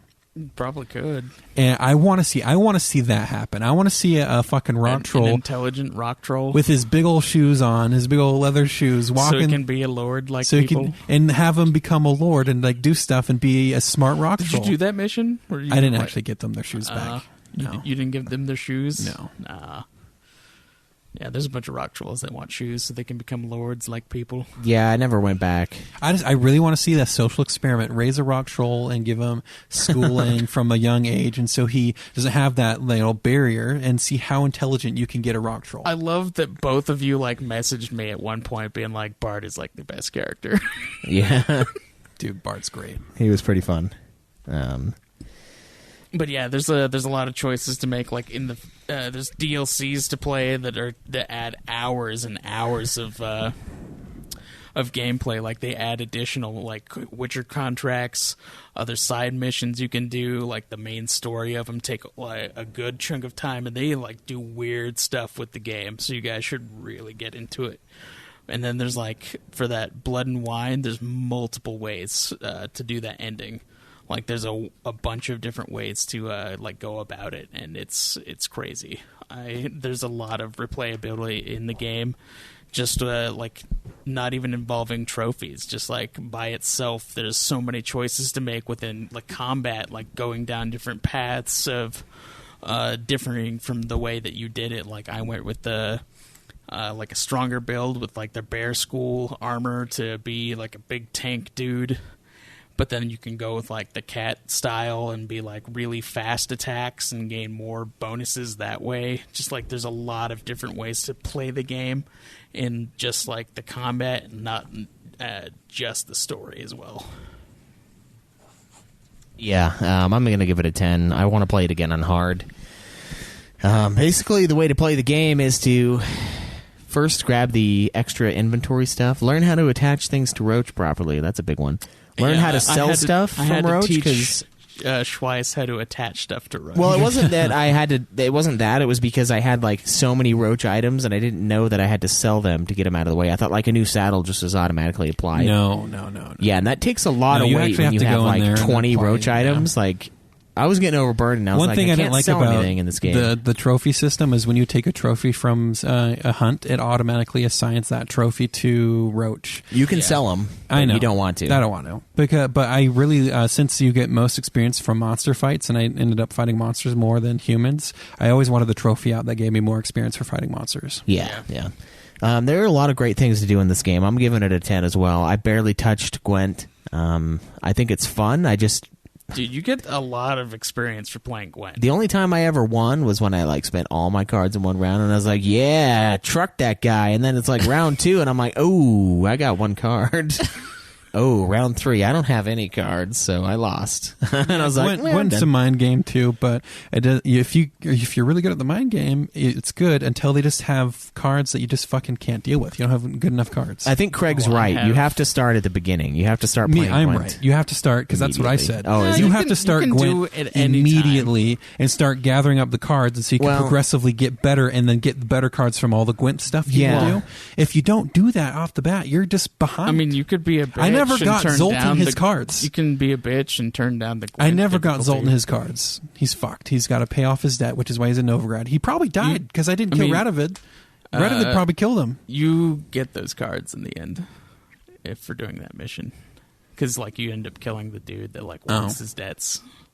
So you get the cards. Yeah, I think starts a fucking card business anyway. I think that was a poor decision on Zoltan's part. He's the Wizards of the Coast. Starts all the card games. But I think you can go back to the early areas and then start Gwent. Just make sure you start it from where you should have started. Playing Gwent, you have to play like with all the people and like go to every inn and buy up their stuff. Like you don't necessarily have to start from the beginning, but it does help because that's a lot. Like it's easier to earn the unique cards from there. But like when you play anyone in the world, they give you a card when you beat them, and then you get money from beating them. Do you get a card even if you lose? Is that what you're telling me? No. You just beat them. So, I mean, there's a whole massive underground card game that I barely experience, which is people's favorite thing in the world, so much so that they created a Gwent game. That's just the game. Yeah, just Gwent. Fucking love Gwent. So, undeniably, tons of extra stuff to do. I put probably at least 50-60 hours into the game, and I didn't touch the DLC at all. I read the notice to start one of the missions for Blood and Wine, but I was always too under leveled to go, and then now I'm up to level. I just finished the game, and I have to put it down. You got now. to do that Heart of Stone first. I will. Blood and Wine, and you're going to want to do that before you do New Game Plus and start that on harder difficulty. I will. Yeah, I'm only the thing with New Game Plus and hard. It's going to be basically just beating the game. And I'll have to do the one hunt and actually kill the guy that I didn't kill this time to get that one bronze trophy. That fuck you trophy. But other than that, yeah, that's just going to be me going through the main story. Mm-hmm. and seeing how far. But the thing about hard mode is you don't regain health when you meditate. Oh yeah, I read about that. You Yeah, have to eat. You have to actually consume you healing just gotta stuff. you just got to get the right potions. You got to get that White Raffords and the If I played Swallow. again, I'm going to prioritize getting Swallow all the way maxed. Did you and- get White Raffords? No. You never got right. Oh man, White Raffords is the greatest potion ever. Yeah. You max that thing out, you get all your health back instantly. It's like a one-shot health potion. And then when you can use meditate, it, it replenishes 3 your times. stock still, right? I think so. In hard mode? Because that would just be the way to get around it, is drink a White Raffords, and then just when you get low, just meditate again. Yeah, I think that's what you do, yeah. Yeah, so final thoughts on the game. I think it's one of the best RPGs I've probably ever played. It's a lot of fun. There's a lot of great stuff to do on the side. The story is fun. Geralt is at least slightly interesting, and you can kind of craft him to do whatever you want. And the nice thing about Geralt is he has like some semblance of a character before you start making him do what he wants to do. And whereas in a lot of the Oblivion games and Skyrim and stuff, they don't have any characteristics at all. They're just a blank slate, and you fill in the blanks. Yeah. Geralt has his own backstory, and you can decide to follow that, or you can decide to not follow that. But either way, it's something that you can see Geralt doing. For me, I think this is going to take my spot for favorite game. Over Fallout 3. Over Fallout. Damn. Wow. That is intense. Like, yeah, I fucking love this game too. It is easily within my favorites. Playing this game has essentially ruined the Elder Scrolls games for me because, I now want every Elder Scrolls game to be at least that It's so quality. apparent about how vapid and empty Elder Scrolls games are now. Yeah, it's great to look at their worlds, but at the same time, you're like, man, there's 20 houses here. If I played Witcher 3, there's And they're all voiced by the hundreds same in person. one place. There's no uniqueness in weapons. It's just like they took copy and paste way too far to save time and money. Yeah. Yeah, this is a well-crafted masterpiece, and I would pick it up for... Yeah, I want... And playing this game has only furthered my excitement for Cyberpunk. Yeah, I want more games to explore the sheer amount of customizable stuff within Witcher, because it not only is the story itself like a customizable experience, like the fucking side quests each are their own thing, and the Witcher contracts, which are supposed to be just like minor hunts, have their own storylines, and just the combat, like there's more than just the 3 tree branches you get that you can max out by the end of the game. Like you actually customize the way that you play that game, like despite whatever else happens. Like you guys didn't get quite as much potions as I did, it sounds like, but I made... No, I got a lot of recipes, and every now and then I'd go glance through to see which ones I could make, but in the end, I just never took the time to go find out all the ingredients I would need. I hunted them down like crazy. I was obsessed with making all the potions and upgrading them, because it took me about mid-game to figure out how you can quickly switch whichever potion you have selected in your slot. Wow, it's sucks. A long press on the direction key instead of just a short press. Yeah. Did you know that? Nope. There you go. Oh. No, I did not. Well, I love all the customization for that game. All the potions that I found, there's the decoctions that you can make from killing certain types of enemies. Like there's the Leshen one that makes it so you repel damage to enemies for physical attacks by 5%. I really like the one back on them. I really like the one that increases your damage the longer you're in a fight. Yeah, that one's good. Was that the water hag one? Oh, I can't remember what that one was. It was, and then there was another one that the killer whale one, which makes it so you can breathe underwater for 3 times. Not breathe as underwater, long. just hold your breath for longer. Well, yeah, you hold your breath underwater for 3 times as long, and just other potions like that, like the cat one allows you to see I really needed to upgrade that really cat potion, because I just used the I only ever got to the first cat potion, and it's kind of annoying to only have 30 seconds or a minute for each time. It feels damn near infinite when you have it fucking maxed out. And then I noticed the effects of going outside and drinking a cat potion. It's not good. Yeah, it fucks you up a little bit.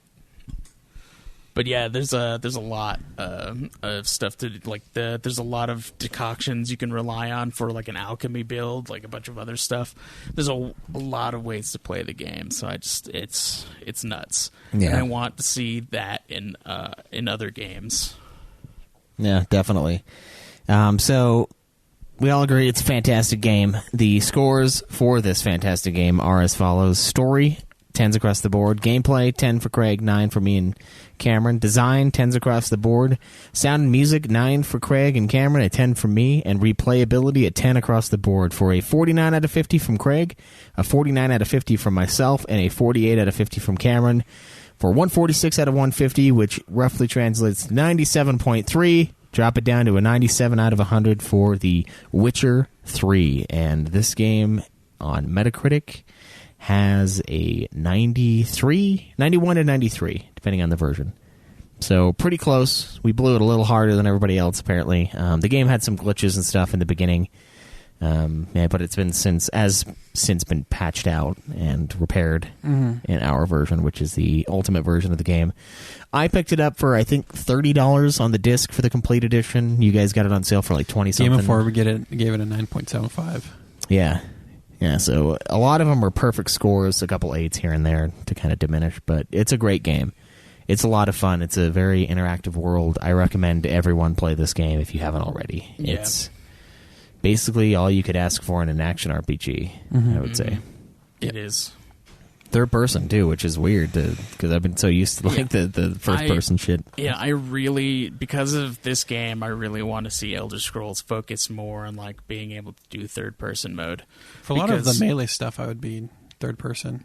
Yeah, like, because you But can go magic's third impossible. person. Yeah, you can go third person, but like it's never like for that, which is it just kind of feels weird. Like it's kind of like when you play Grand Theft They would Auto just need to 5 implement some or sort of lock-on system. Red Dead 2, where you like switch from third person mode to first person mode. It just feels weird.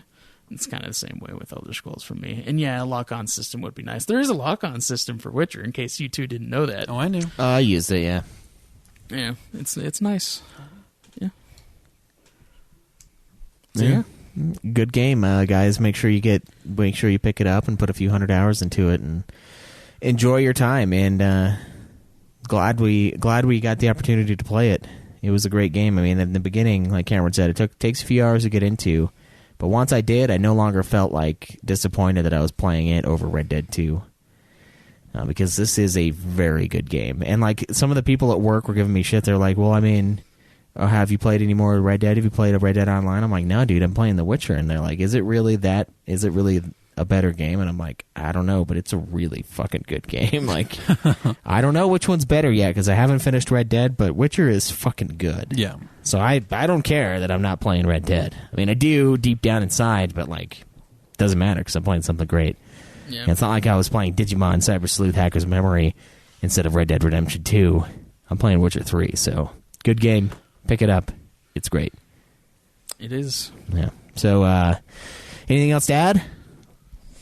I don't think so. No, I think we pretty much covered that. All right, We blew guys. this game efficiently. Yeah, stay tuned. Next week is going to be my episode. I'm going to do another spotlight for a studio, I believe. And the week after, we will be reviewing Bastion, I believe, right? Yep. And then 2 weeks after that, week after that, it's Cameron's episode. And then two weeks from Bastion's, we have Galgun, I believe. God damn it. Which we got to start. Thanks a lot, Craig. You're so welcome. There was a good string of Cameron being in the good graces of the public with like Witcher 3 and Bastion winning, and now it's Craig again. Yeah, Craig so that's another thing. Craig's dangerous. When I showed up today and Schweiss is like, hey, did you prepare all the stuff for Witcher 3? I'm like, damn it, I forgot. And I realized the reason why I forgot is because it's been so long since I've had one of my games chosen. Yeah, you don't even know what to do. Yeah, it's... I mean, Bastion won too. That's another one of yours. Oh, I know. So I'm going to be prepared because now I know. I'm not going to forget about that. Yeah. So stay tuned for that. Next week we'll have a vote as well. We'll have to figure out what we're going to do for that. But anyway, guys, if this is your first episode of Nude Clan, nudeclan.net, that's where you can go and find some of the episodes and all of our other shows. We've got the Godzilla podcast. We've got A Song of Schweiss and Johnson. We've got Puff Puff Hour with Craig and a couple of our other friends, and Super Sexy Swing and Fan Fiction. If you want to support the show, we have a great store on TeePublic where you can buy some shirts, some merch, some good stuff. You can also support us directly through PayPal. There's a PayPal link on nudeclan.net. You can go through Amazon and buy your stuff there. That gives us a very small kickback if you click the link on our site. And, of course, Patreon. It's another great way to support the show, and we really appreciate all of you who do that. Facebook.com/NudeClanGaming. That's nude spelled N-E-W-D. You can go to Twitter, follow the show at Nude Clan Podcast. You can follow me at UFF Podcast. Me at Obsidian Ba. Me at Nude Clan Cam. And like I said, at Nude Clan Podcast, that's where we hold all of our votes. We're looking for nominations for Best Episode. I've got a few in mind from myself, but I don't want to be the only one contributing to this awards season for our show. Yeah, be sure to make sure you grab the worst episode, best rant, whatever you think deserves it. Be sure to tell us on the forums or on Twitter. If not, it's just going to be what I think is the best, and that's what you guys will get to choose from, because these guys aren't going to listen to the episodes again. We might. We have a couple in mind. At least I do. Yeah, I'm sure. But, any episodes you particularly loved, any episodes you particularly hated, let us know, and we will throw them up on the poll when the time comes. That'll be in January, so we're kind of getting ready to ramp up for the award season. And Game of the Year picks for you guys, the Listeners' Choice Awards, we're going to do as well, so keep that in mind. We haven't played every game that came out this year, obviously, so there might be some goodies in there that we didn't touch, so let us know. And until then, though, enjoy the nude. May the list go on. Live always in the nude. No!